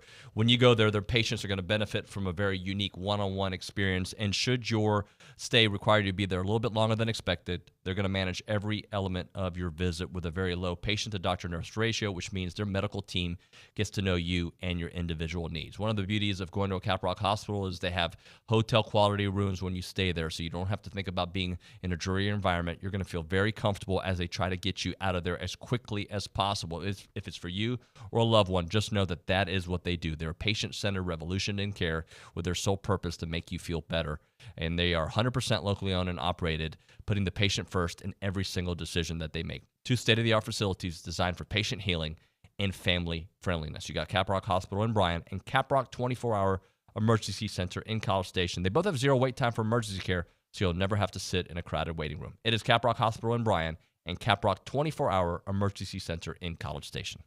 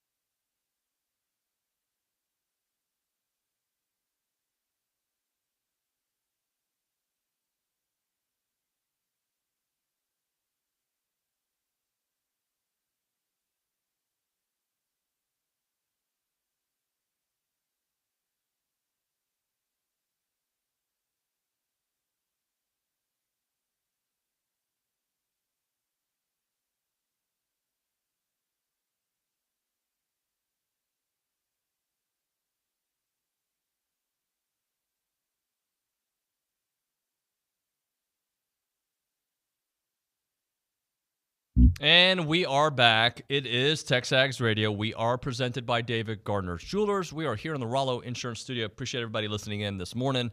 We had some fun there with McGee and Swope, the birthday boy, Ryan's birthday yesterday. So send him a shout out on social or wherever you can get to him. Let's go to the Angry Elephant News and Social Center. I know Leanna's got some text messages for us. We'll get into that. Leanna. Yeah, so Justin in Bryan says, watched The Pulse last night, which reminds me, episode 3 did stream last night. You can watch that on the 12th Met TV. The new indoor facility is impressive. Not sure if you all have talked about it much, but I think it's a great recruiting tool. Can you touch on that for a minute? Yeah, well, it's fantastic. Like, the last time I went there was very early. I guess it was midway through the fall workouts, and they were still kind of putting some final touches on it. It was beautiful, spacious, offices all over the place, got areas for the students to study and areas for them to work on just football-related stuff. You got an area, like it is fantastic. It's a game changer. But look, I'm at a point, I don't care about game changers. I just want W's, right? So you can do it in a shack or you can do it in a palatial place. Just get me some W's. You get me some W's, I'm great with it. But it is definitely a tool that when kids come in here, they're going to be like, wow, look at this place. Like A&M has that. Now we just got to turn it into wins. Leanna? Yeah, so Chris Cobb on the YouTube channel also says, this team is definitely better than 7-5. I'm calling 9-3 or 10-2. Absolutely. We are at home. We beat the hell out of War Eagle 45-14.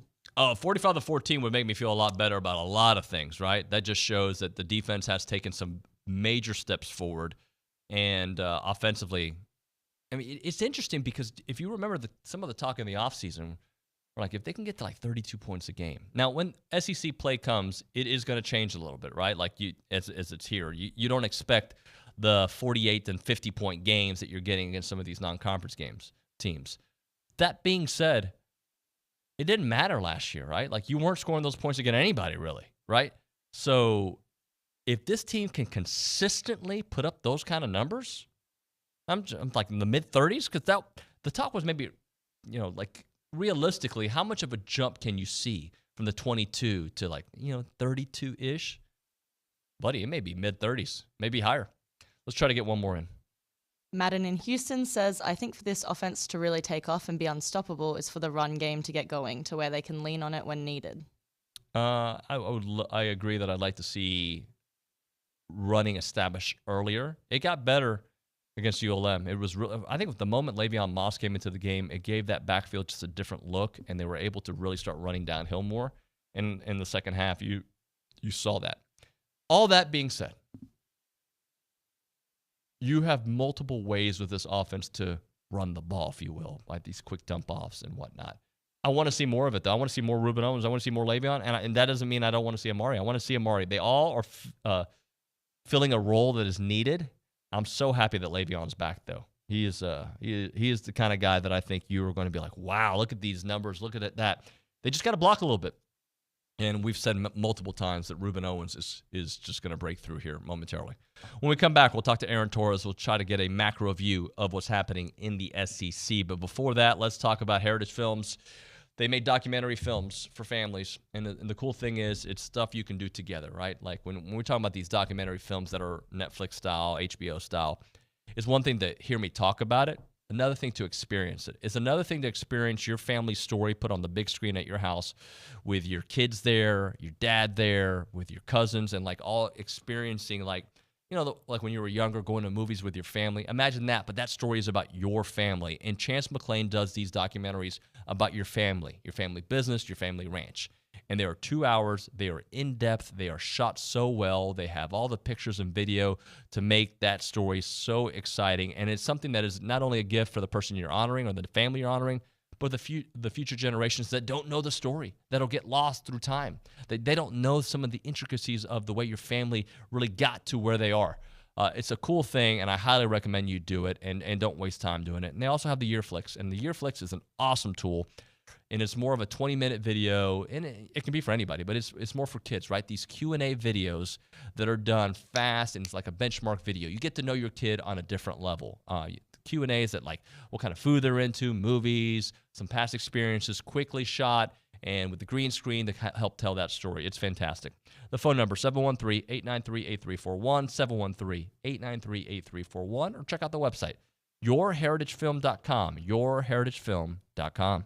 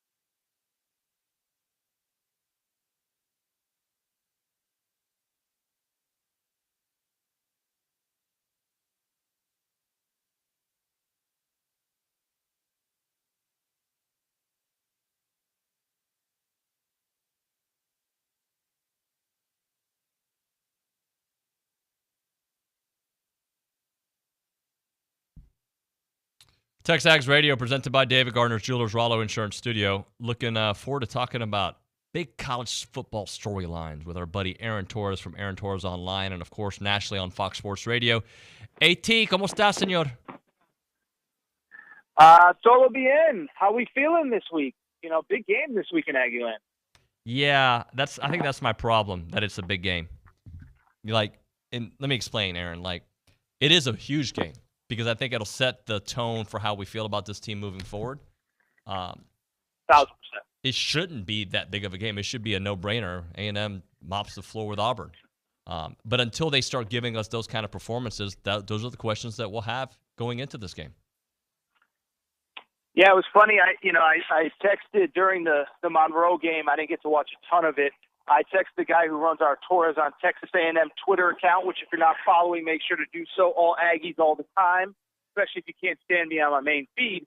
But I bring it up because I was joking with him. I said, are we, I just sent him a text. I said, are we back, ? And he just did the LOL whatever. But listen, I'll say this. I think your analysis is exactly in line with my analysis. This is the game. It's year one under Hugh Freeze. Hugh Freeze, who I've grown to know a little bit, and I've grown to respect him quite a bit, actually, he has been transparent. This roster at Auburn is nowhere near where it needs to be. You have a team coming to town with a transfer quarterback. Now, admittedly, Peyton Thorne's pretty good. A lot of good transfer quarterbacks. Okay. I believe it's 4 new starters on the offensive line out of the portal. 2 of the top 3 receivers are out of the portal. And this is a game that if you are who you say you are, or who you should be at this point in year 6, and obviously now with a lot of those players in the 2022 class, now with 15 or so games under their belt, this is a game you should win convincingly. At home, it's going to be a great crowd. By the way, the weather I hear is supposed to be hot, which would favor the deeper team, all that good stuff. So, we could get into the who, what, when, where, why, but I'm 1,000% with you. This is a game you should win and win convincingly. And I'll add this. If you do win and win convincingly, it sets up a very nice, final 2/3 of the season, because as we've seen in the SEC West and the SEC in general this year, David, there are a lot of winnable games for just about everybody. Well, it brings up a point that I brought up earlier, is that A&M has the chance to be favored in their next 3 games, and Auburn, obviously they're favored. Arkansas, if they win, they'll be favored, right? And I believe they will, unless they take care of business against LSU, which I don't expect to happen. And then who knows what's going to happen with Bama? But if A&M comes winning these games, depending on how that offense looks, it's very possible you're favored against Bama in a few weeks. Oh yeah, no. Well, I mean, I don't know about favored, but I don't think Bama is some. One, I don't think they're an unbeatable juggernaut this year. That goes without saying. We know about the quarterback stuff, but 2. That's a game that A&M has matched up well the last couple of years. And that was with, by the way, at least 2 years ago, a Heisman Trophy winning quarterback in Bryce Young. I know Bryce Young was hurt, but, by the way, with Haynes King, who respectfully isn't Connor Wigman, you went toe-for-toe with Jalen Milroe last year in Tuscaloosa. So that's a game where, I don't know if they'll be favored. I'm not an odds maker, but history the last 2 or 3 years tells us it's a game A&M gets up for. We know the crowd will be up for it. It's in College Station. So, like I said, there is a lot of reason for optimism if you take care of business this week the way that you should. Now, will you? That's another question. And by the way, I know, too, that this is kind of one of those weird, I wouldn't call it a rivalry, but a game that historically, since A&M's gotten to the SEC, the road team has had success. So I'm not sitting here definitively saying you do win in the manner that I think we're both capable of. But if you do, all of a sudden I think there's a lot of negativity that lifts off this team. And as you said, there's a very nice pathway going forward.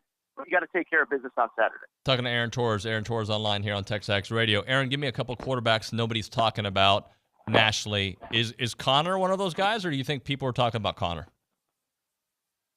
Yeah, no, I don't think people are talking about Connor, but I think it's an A&M thing. I think it's a, prove it in the big games. And I don't think Wigman was bad at all against Miami. I think that the defense fell apart, the tackling fell apart, all that stuff. Yeah, I would say Wigman's one. And again, I think it's a reflection of, listen, by the way, I think people would sit there and say, well, we've seen this from Aggie's quarterbacks.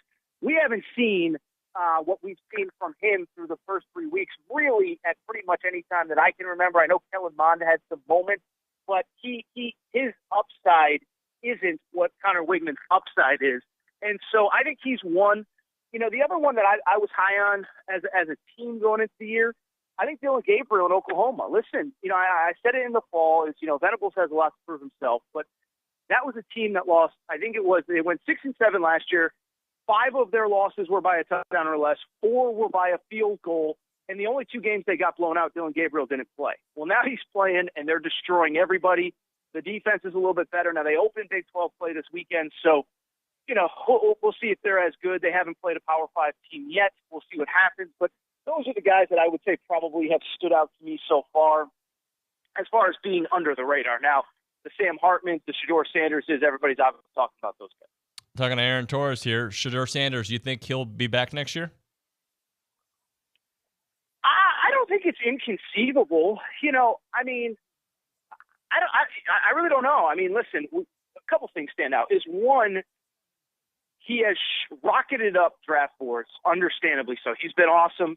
And I think the thing about him, he's not only been awesome, but that team has needed him to be awesome. Like, I was looking into some of the defensive stats, the run game stats. They're not very good except when he has the ball and he has time to throw. By the way, I believe they've given up the second most sacks in college football as well, or like the fourth most sacks, something like that. So they're basically like average quarterback play away from probably being, 1 and 2, I guess, right? So I think he's really good. And I think, he's one of these guys, like, crazy NIL numbers get thrown around all the time. But I do think there's something to, like first of all, his social media following is insane for a football player. I looked it up last night.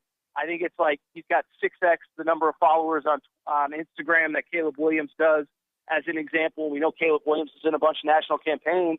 And then lastly, I would say, like, it's going to sound crazy, David, and maybe you'll disagree and tell me if you do.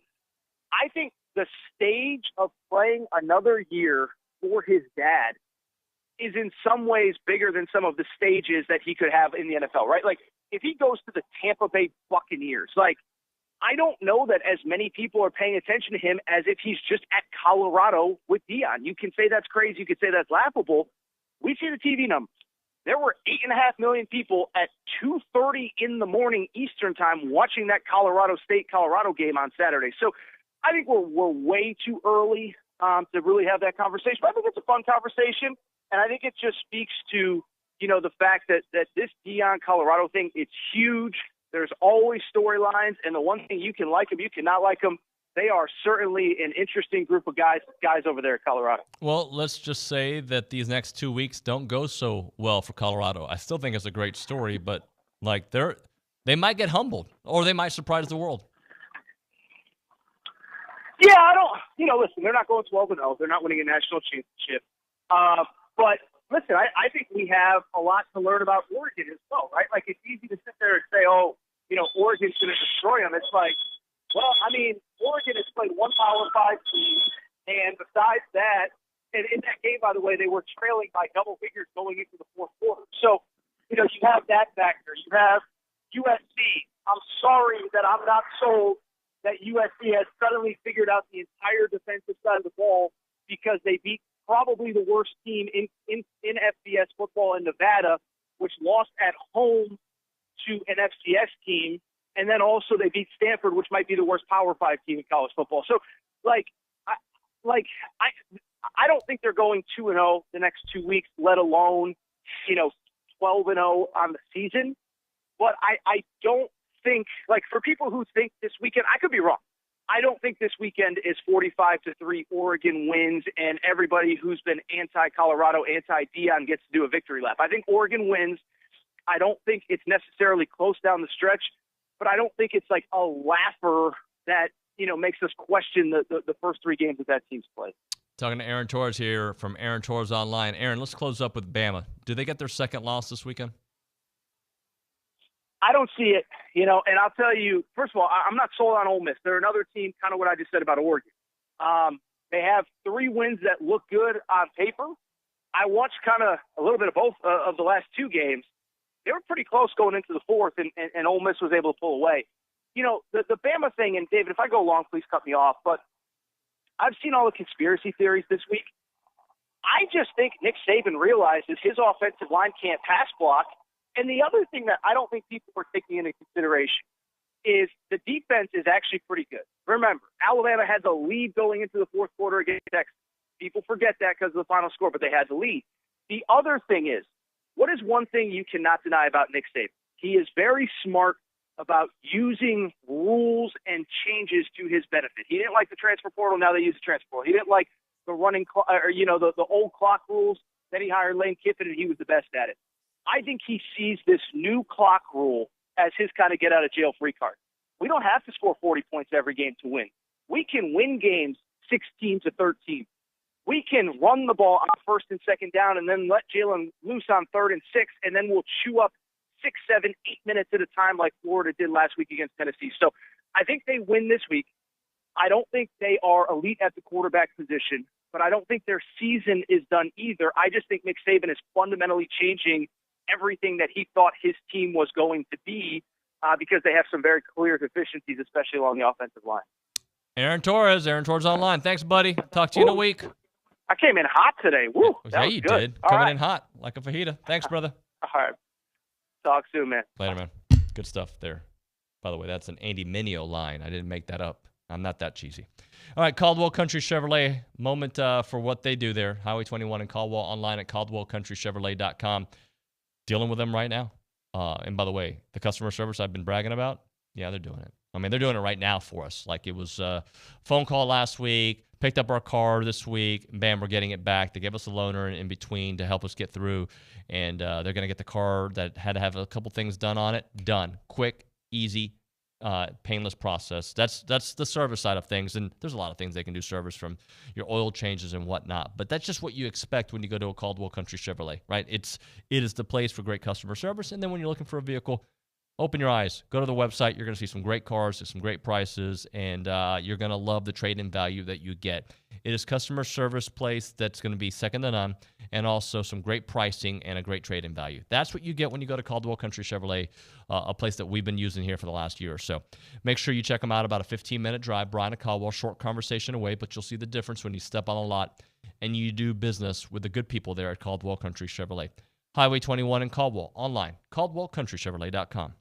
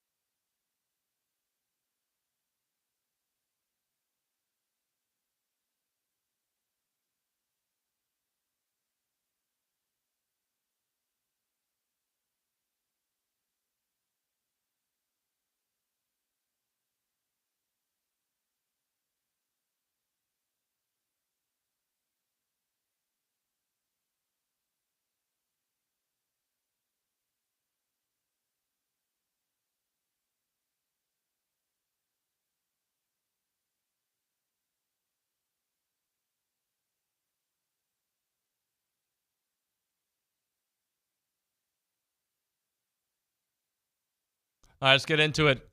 We can only play a little bit of it, but let's listen to my part of my interview with Marty Smith of ESPN on the latest up to the second college football. You guys need to check it out on YouTube and, of course, TexAgs.com. Here's the great Marty Smith. All right, our next guest is a great reporter and even better dude. He's an accomplished author as well with his latest book, The Sideline CEO. Here's ESPN's Marty Smith. What's up, man? I can hear the applause. It is raucous, David. How you doing, dude? Good, man. I always love talking to you. I think I want to start I want to get to your book, but I want to start things off with life in the SEC right now. And why do you think there's been such a dip to the beginning of the season for SEC teams? I just don't know, but it is odd.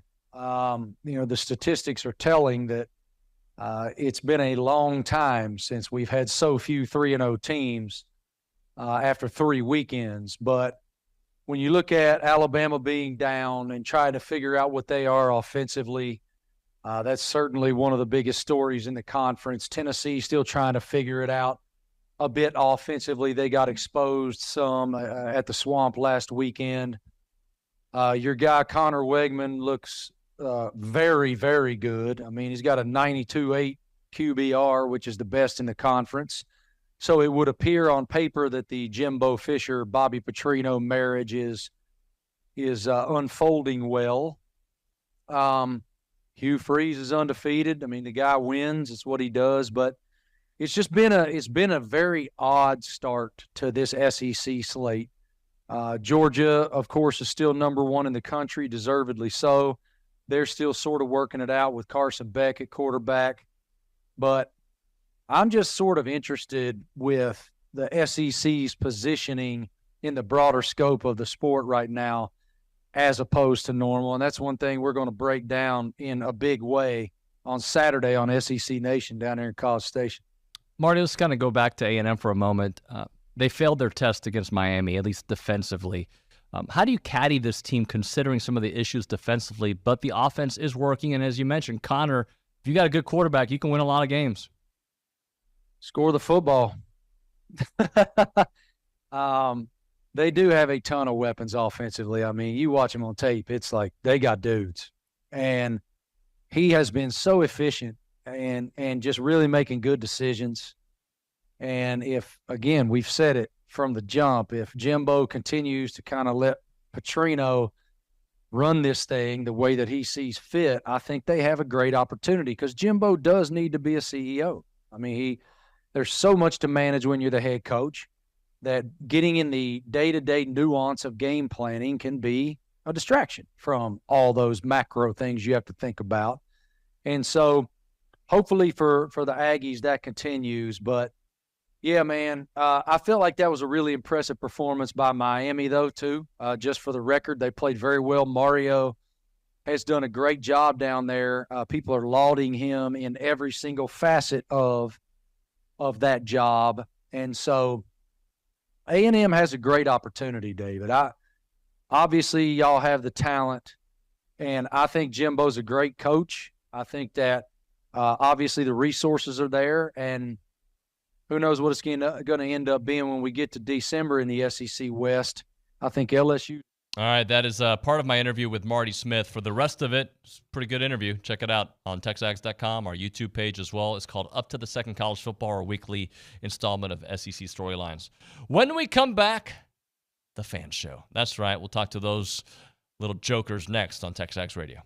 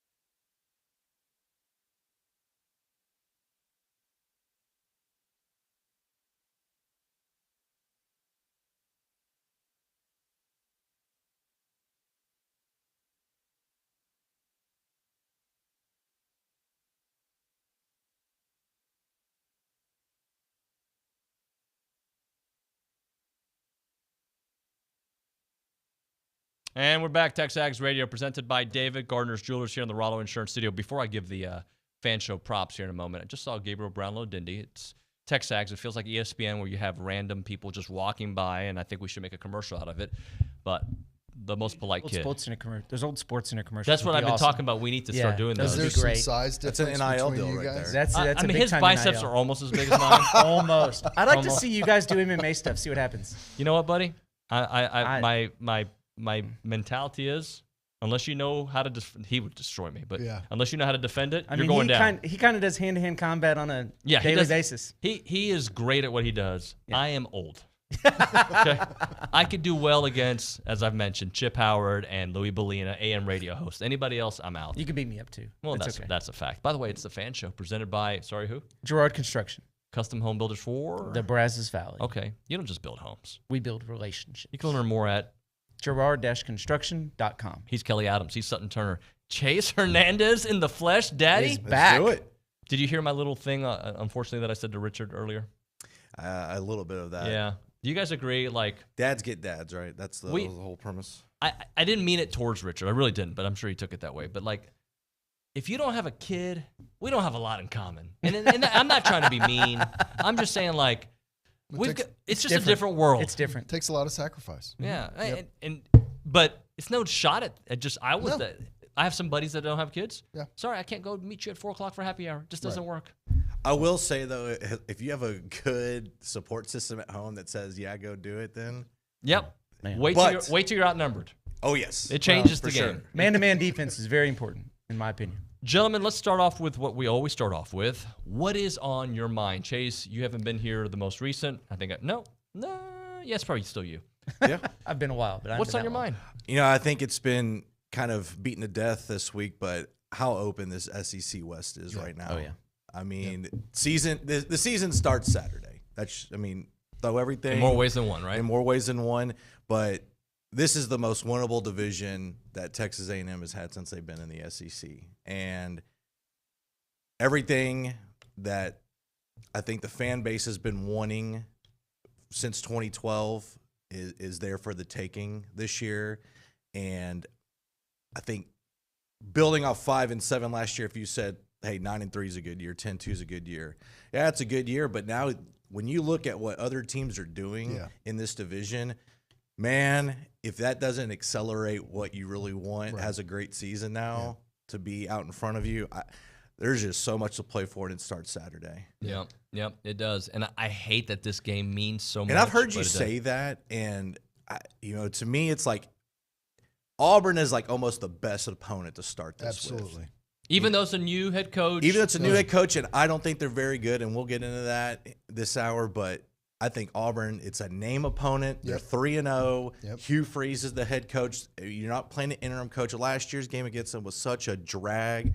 I think this is a great opponent to start to get things kicked off. I like you thinking that. All right, Kelly. It's been a minute for you. It's been a minute. Hey, let's don't talk baseball, by the way, because no one can brag about anything going on. Yeah, it's all terrible baseball. So I nipped that in the butt. Thank you for taking I was going to let you harass me for a little bit. And I wasn't. We're playing worse. We're playing worse. Yeah, it is what it is. Anyway, to what's important, football. I agree on it's a winnable division, and we ought to be in it. I think Hugh Freeze is going to give us problems this weekend, though. Unfortunately, he's a guy that's like losing problems. Like you it's going to be close. It is. It shouldn't be. But Hugh Freeze is a good football coach. He, like you say, I think it was AT was on a second ago, and he was talking about Hugh Freeze wins games. That's what he does. He's going to find a way to put some points on the board, and he's going to find a way for us to put a little less points on the board. We should beat him by 3 touchdowns, but probably be a 1-score game.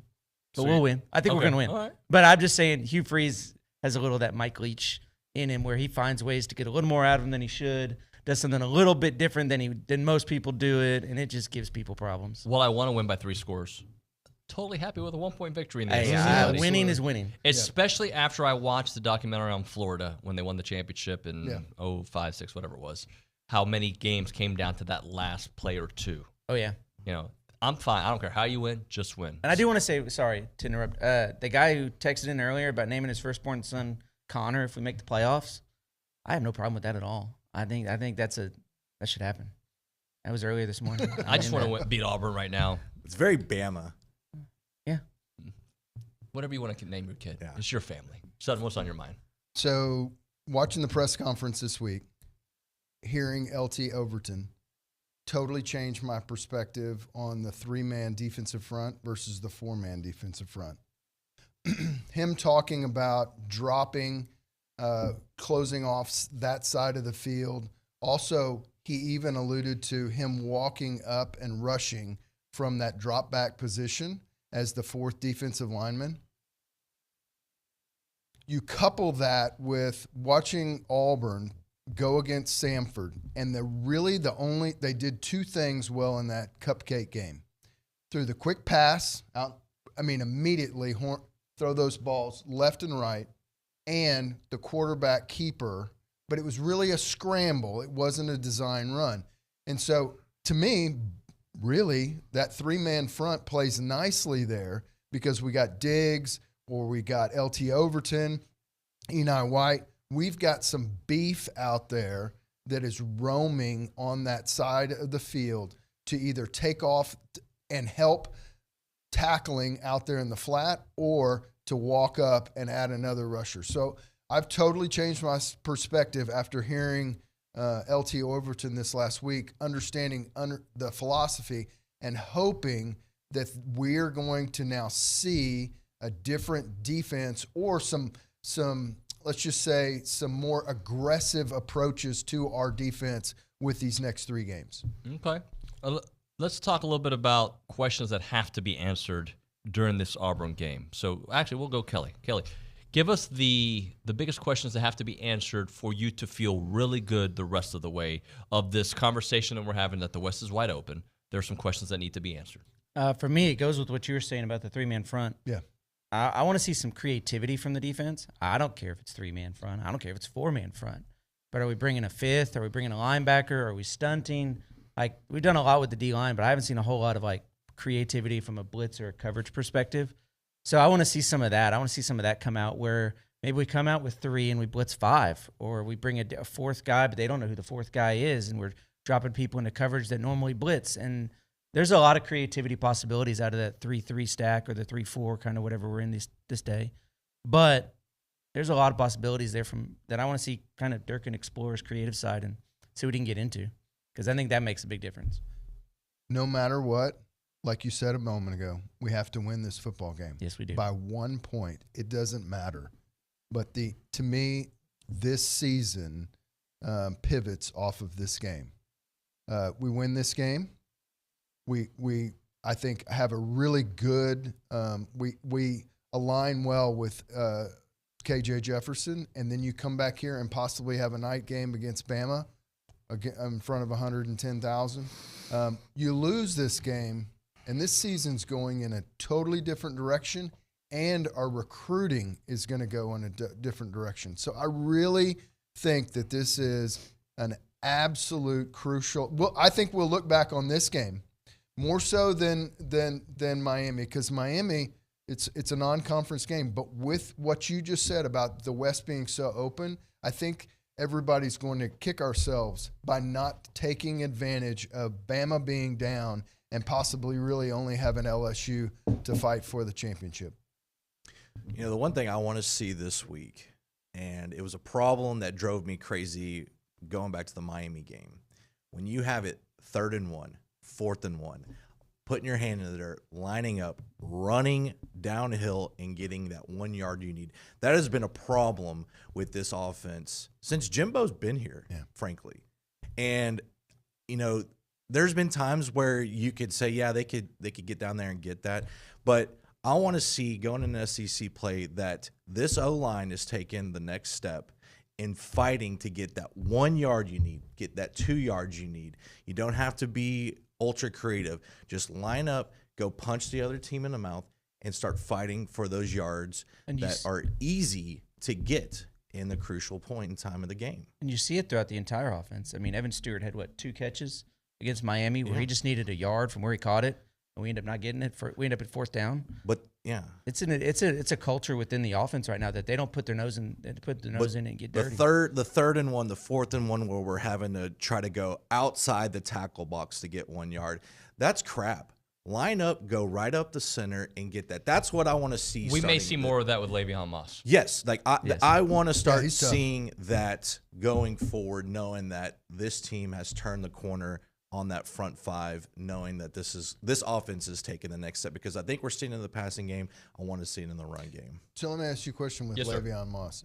Do you like the idea of rotating 3 running backs, or are you Right now, kind of I do. like Jordan Pugh saying that he needs a lead dog in that backfield? Right now, I'm fine with the way the 3, because we've seen so little of Le'Veon, right? I want to see more of Le'Veon. I think Ruben is not ready to be given the keys just yet. And I think Amari, to me, he screams third down back, but he's more than that, right? But with this group, I can see that he's been the first down back. Yeah. I can kind of see a little bit more Le'Veon Ruben as the first down back. But they're all important right now. If somebody does emerge and they're like, it is clear, then I might change my opinion, because we've seen it in years past with Isaiah and Devon. We all knew Devon could be the alpha, but Isaiah was there and he was the alpha for a bit. I think you talked about, if you have 3 guys that run for 750 yards this year, that's a huge win. Yeah.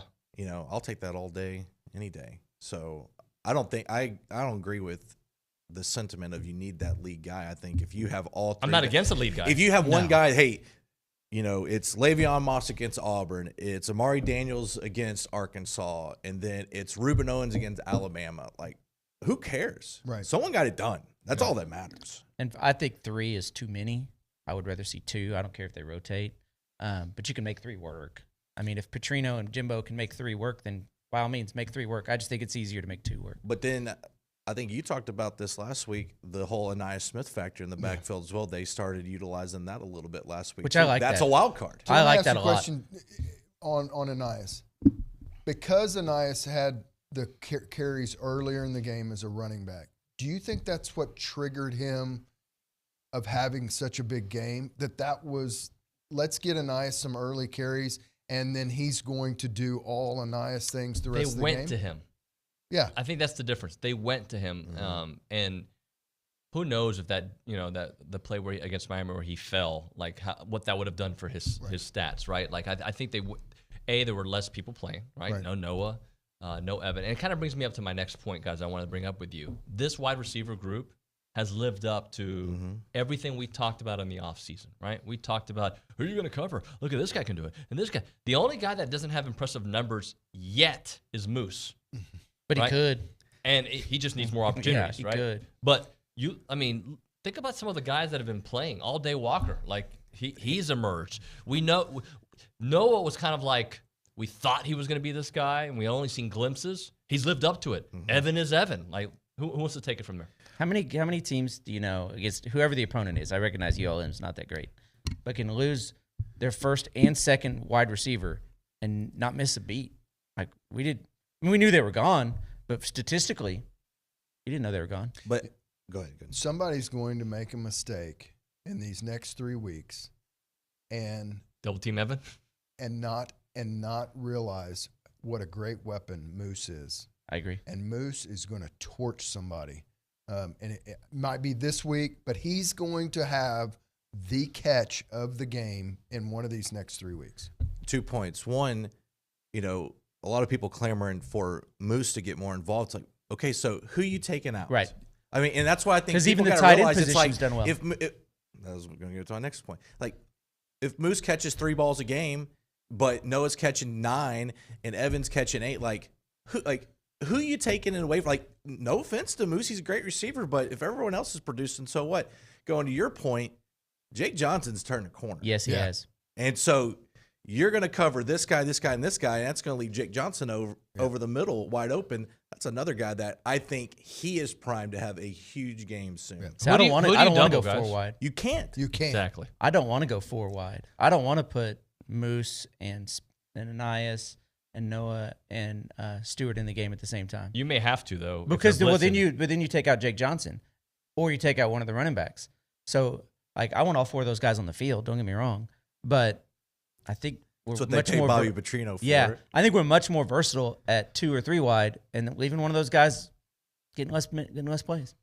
So let's talk Connor specifically, because more than Noah, but he like the theory was let this guy be the starter and see what happens. And then he showed us a glimpse of it with that pedestrian offense they had last year.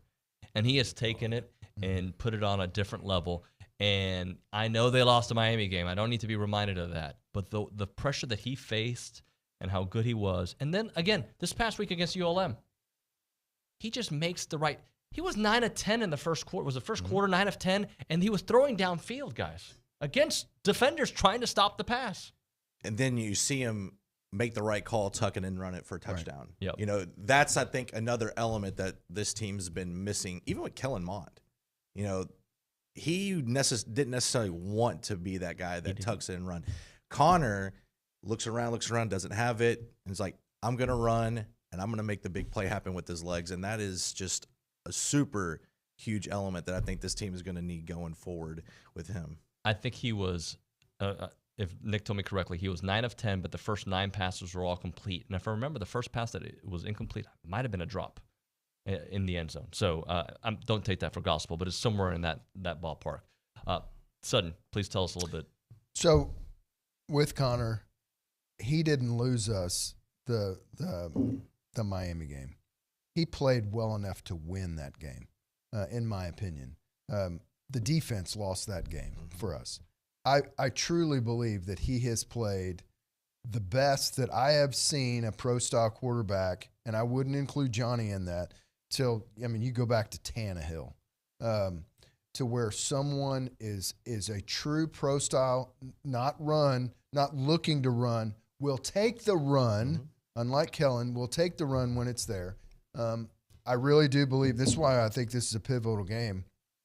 We win this game, sets up great next week in Jerry World, and then we come to Bama and give Connor an opportunity to be a night game.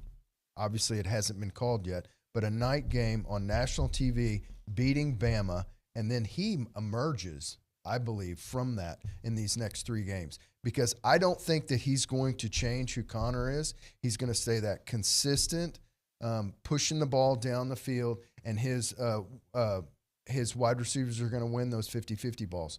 And so I really do believe that we are seeing him go on to the national scene. The only thing that might hold him back is his team, like what happened at Miami. I love Connor's attitude. I mean, he says the right things because he's talking about, I just need to get the ball to the right space, to the right playmaker, doing the right thing. But you could tell that's literally how he plays the game. Like, that's his literal attitude. It's not just what he says in the media. He is just getting the ball out, getting it around, letting the other guys do their thing, and his stats pile up and rack up. He is, you look at Johnny as an example.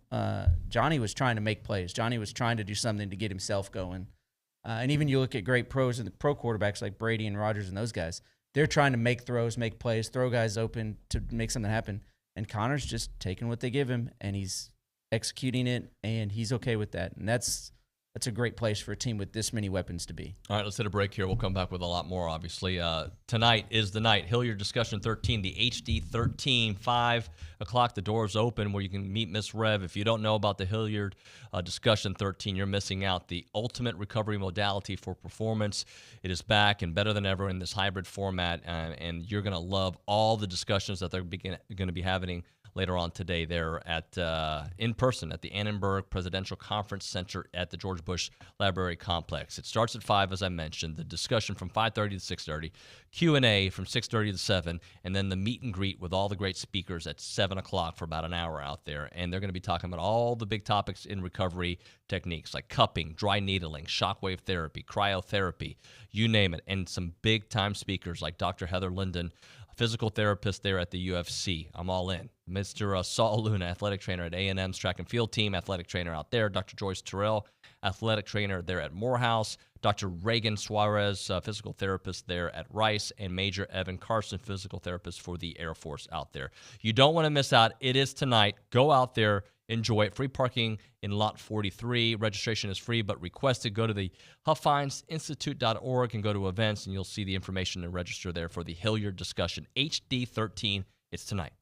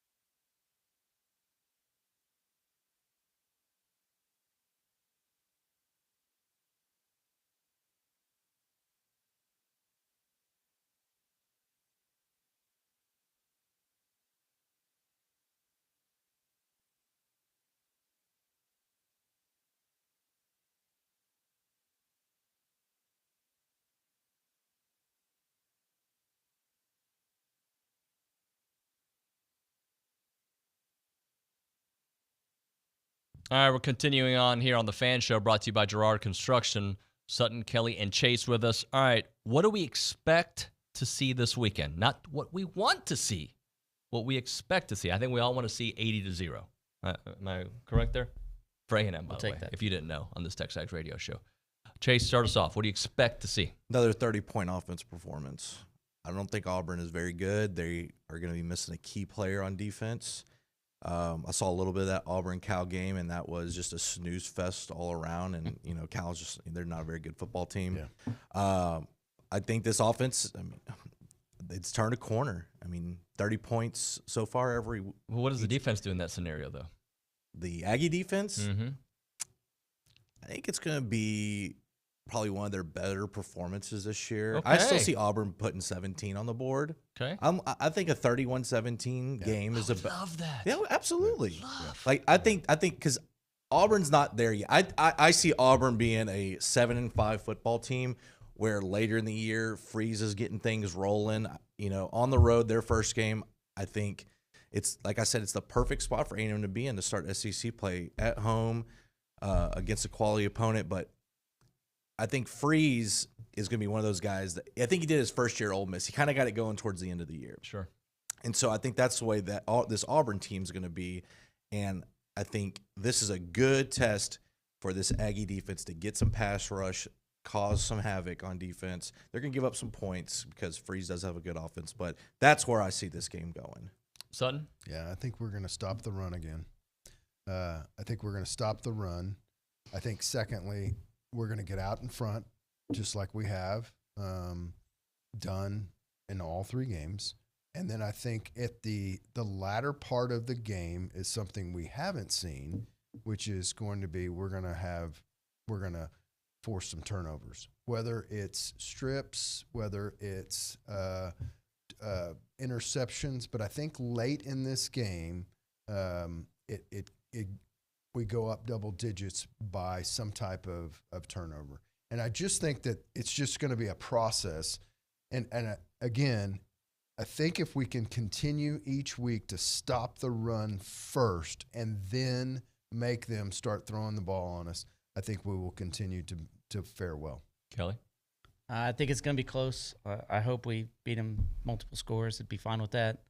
I do think we'll pull away at the end. I think it may be a 7-point game, start the fourth quarter, something like that. We go ahead. We may win by 2 scores.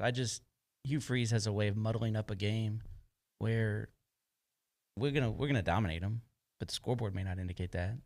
But we'll beat them up pretty good. Kelly, we'll keep it with you because Auburn, they're more successful than A&M is getting to the quarterback, but they have problems getting to the quarterback. Mm-hmm. So what does that mean for the guy we just spoke about at length, Connor? Because, he's faced a lot of pressure this year. Right. If he has time, he could throw for 350 or 400 yards if he has time.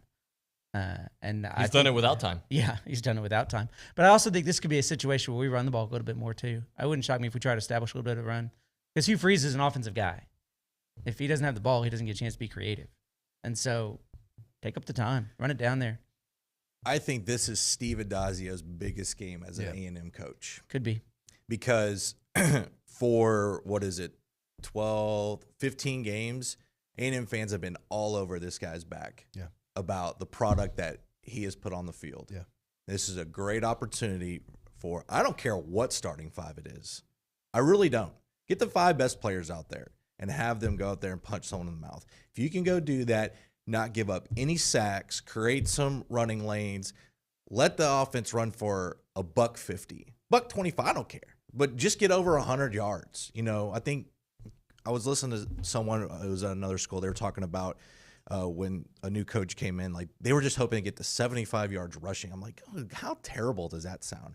And with this team, it just seems like such a struggle just to get over that hump. I want to see a big run happen, just one big run pop this week. I think when you say big run, 20-plus 20 yards? plus. Like Ruben gave it to us last week. I know, but I want it to be against a team that matters. Okay. I in a game that matters. Yeah. So give me that and get some momentum going into Arkansas next week. And I think fans will be. But don't we all feel really good about Ruben so far?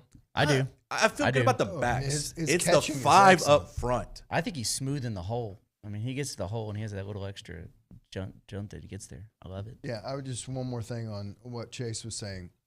Trey Zune, our left tackle, has steadily continued to improve. You could see massive improvements from last year to this year. I know he's healthy this year, but he had a really good, granted, lesser opponent, had a really good game last week. I really expect him to be solid this next game. Yeah, and your thoughts on if Connor has time because of Auburn's inability to get to the quarterback? Well, I think yes, because I think we're going to look back on the season and be thankful that Miami exposed some of whether we're slanting, whether we're not picking up that guy, whether we're not picking up the back coming up. I think that exposed what I think was there. I'm just glad it didn't come against Bama or Auburn. I think we've taken care of that because I think those guys have drilled.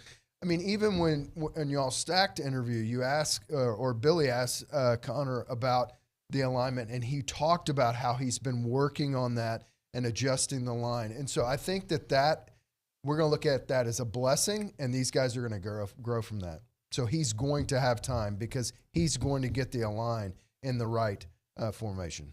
All right, let's hit a break here. We'll come back. I want to go through some SEC games or just some college football games in general before we dial down a little bit more here on this game against Auburn. Right now, what we need is caller number one. We're going to give you a free car wash from Aggieland Express Car Wash in South College Station off of William D. Fitch in Greens Prairie. They're Aggie-owned and operated with the friendliest staff and a personal touch. They offer a monthly membership, but we're going to give the first caller a free car wash right now from Aggieland Express, 979-693-1150.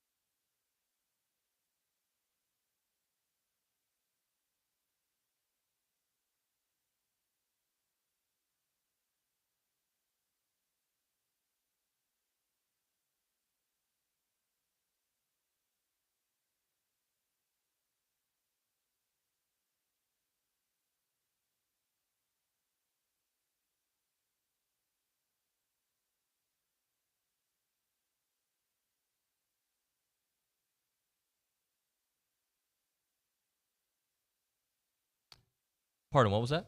The defensive backs have been soft. TexAgs Radio presented by David Gardner's Jewelers. That sound means it's the Fan Show presented by Girard Construction. Hello. We start with optimism. We're fans. We're fanatical.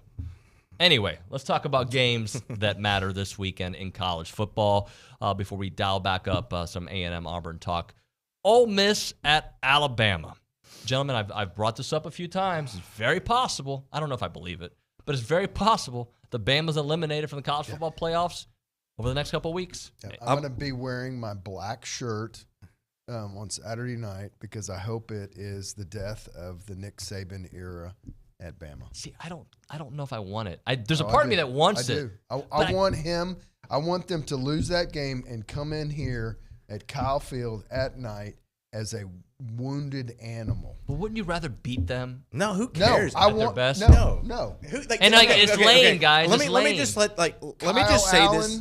Did they not just absolutely pour it on? I still remember that. Yeah, you know what the most overrated thing to me about beating someone at their best is? Who cares? You beat them. Exactly. I don't care if they're good or bad. Just beat them. Well, there's a part of me that would like to see them be really bad, so Texas is like, oh, maybe we're not that good. Exactly. But I'm predicting Alabama is going to finish 4th or worst. Love it. In the SEC West this year. Yes. Love it. So how many wins is that? 8-4? 8-4. Oh, that's totally plausible. 1,000% it's plausible. Like, don't tell me like if they played any other team than South Florida last week, they lose that game. Bama coming in here as an underdog. How amazing will that be? We might be favored in the next 3 games. And to me, the Alabama game this year that is Jimbo's biggest game in his career here. And haven't we always criticized Jimbo because he only gets up for Alabama? Right, but my thing is, and I talked to some people, it's like Alabama is so beatable that if you can't beat them this year, then that's when a lot of reevaluations is really going to have to go down. That is just they got a lot of real estate before they get there. For sure, but we could stumble for sure, but even like it doesn't matter. KJ Jefferson like it's has the a most this is the most beatable Alabama team there's been since 2007 before A&M was in the SEC. Was that the year they lost the ULM? Isn't KJ Jefferson 1-2 against A&M though? Yes. Yeah, but he puts up a lot of numbers. Yeah, their they're not very offensive good line either. is They're not not good this They're year. not as good. Arkansas's offensive line is I'm more very scared good. of Auburn than I am Arkansas right now. So we're okay with Ole Miss being really good or no? I will, and I'm gonna pull a muscle, but I'm gonna pull for Lane Kiffin. What if they and both it's just lose? gonna be. I'm gonna have to hold my nose as Can I we root pull for a Lane stadium Kiffin. implosion?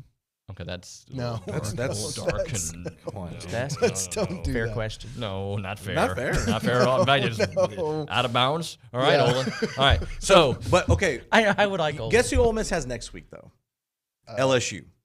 Oh yeah, and then and So- Alabama has Mississippi State. Right, which that's that's the worst team in Yeah. this conference, Yep, by the way. yep. But Worse guys, than Vandy? Guys, I don't think this is going to happen. I do not think it's going to happen. What? But Bama's gonna what if lose. LSU loses to Arkansas? It could happen. No. It could. Let me tell you this. Not in Baton Rouge. I Nah, wouldn't it's gonna take be harder. LSU's a good football team. I wouldn't take a whole lot of credence on what you saw last Saturday in Starkville. No. Because They're bad. my God bless the soul of Mike Leach, but what they have done over there Yeah. on offense and completely gone away from that in 1 year with let's just say talent.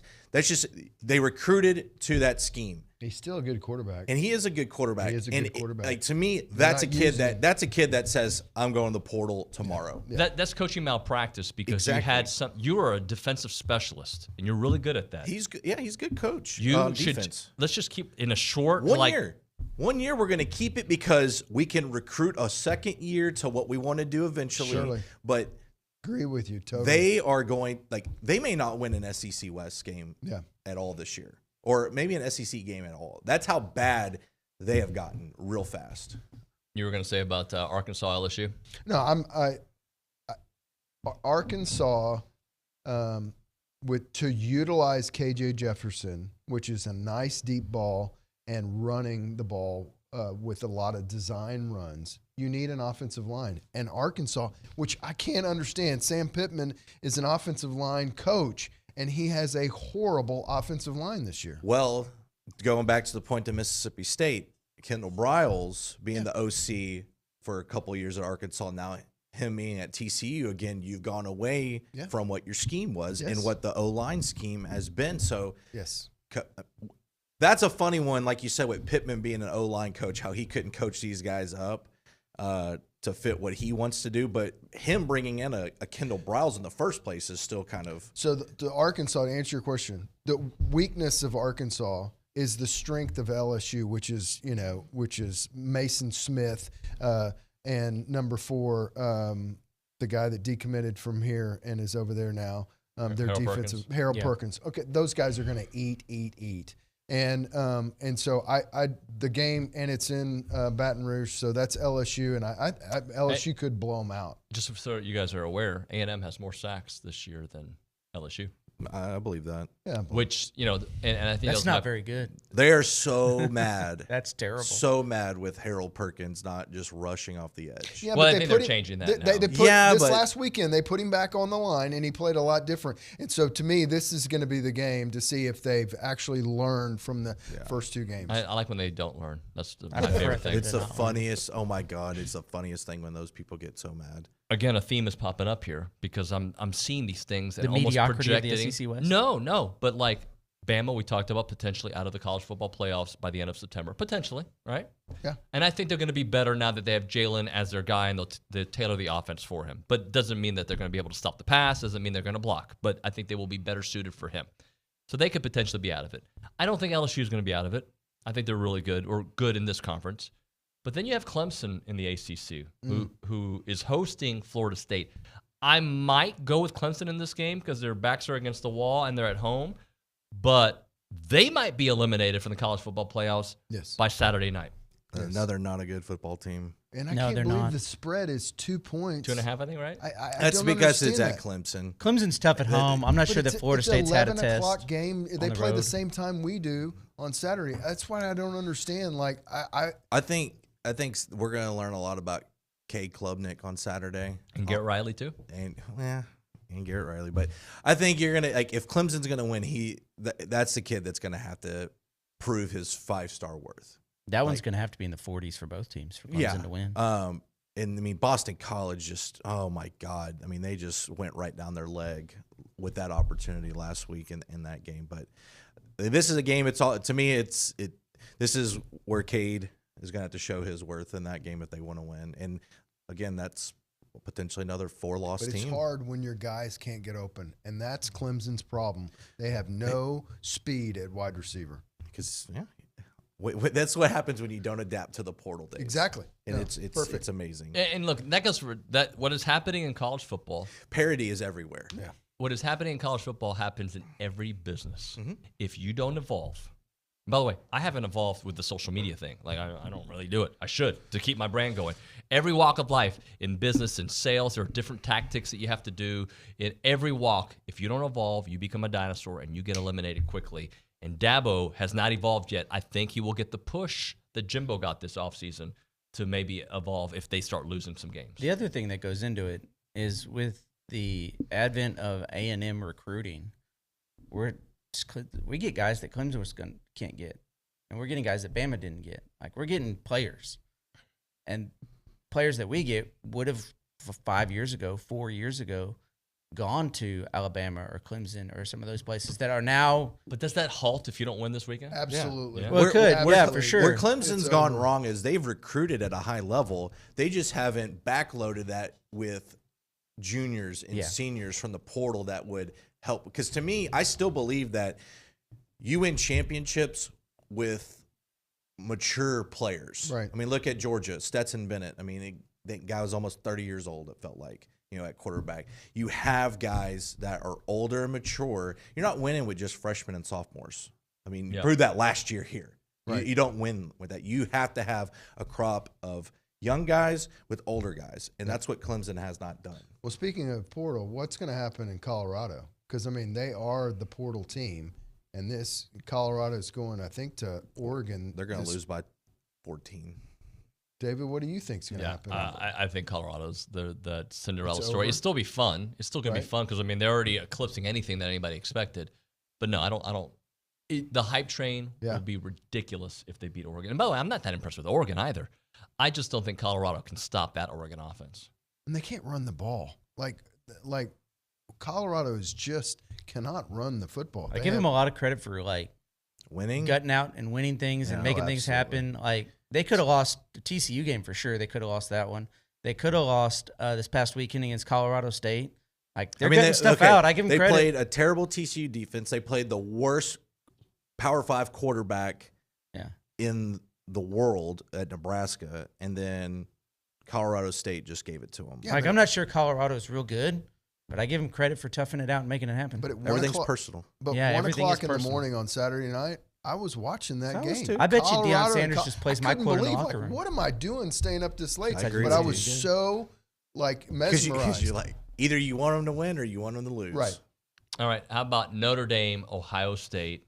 Sam Hartman, dude's balling. Oh, who's got a smile? You got a smile? I do. All right. Why? Because I think this is another team that's fixing to go. Which one? Ohio State. Yeah, I do too. I think Notre Dame gets it done. I do too. Saturday. Interesting. And where's the game being played, by the way? At South Bend.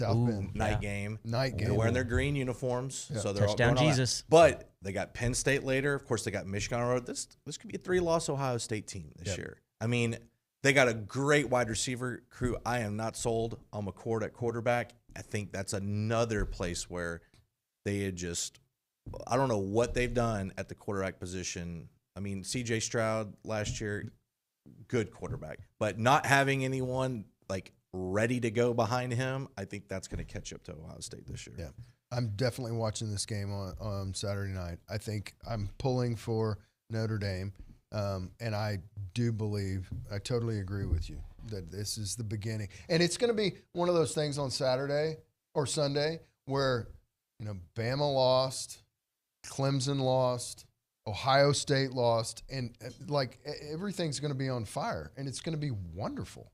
It's just going to be so fun to watch. I mean, because we've talked about, now mentioned that Ohio State's going to have 3 or 4 losses possibly. Clemson's going to have 3 or 4 losses. Bama's going to have 3 or 4 losses. Should be a great year. I'm looking forward to January. As long as we don't have 3 or 4 losses. No. Let's have 2. I hope not. This is going to be a 2007 football year. Oh, yeah. Where y'all brought up McAfee earlier with West Virginia, the chance to play for By the way, he did kick and punt it right there. He did both. Okay. Wasn't he All-American at both? Yeah. I thought so. But, to me, this is setting up where Georgia, I think, is just going to probably remain number 1 for a while, and then it's going to be a fight everywhere else to get that 2, 3, 4 spot. It's going to be great. You're not sold on Michigan? I do like Michigan. I like Michigan. I think Michigan might win it all. This would be the year. This would be the year because I like change. I don't like seeing the same thing over and over. Because even again, unless Georgia's it's really my good. team winning. Fine. Let's just do it to the Aggies. Sounds great. Let's win exactly. out. 11-1, 12-1, and we beat Georgia. And let's do it. Trucking forward. Long way to go. All right, we'll come back with one more segment. It's TexAgs Radio, presented by David Gardner's Jewelers on the Fan Show, presented by Gerard Construction.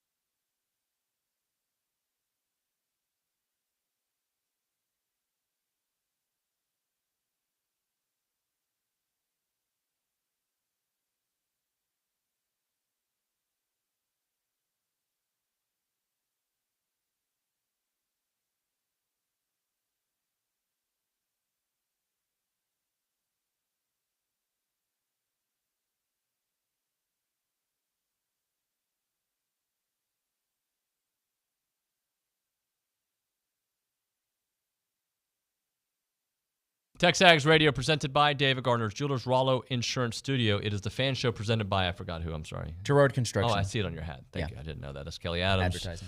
Sutton Turner's and now it's Chase Hernandez. Gentlemen, what kind of numbers are we going to expect this weekend? Let's start it off with Connor. Sutton, you start us off.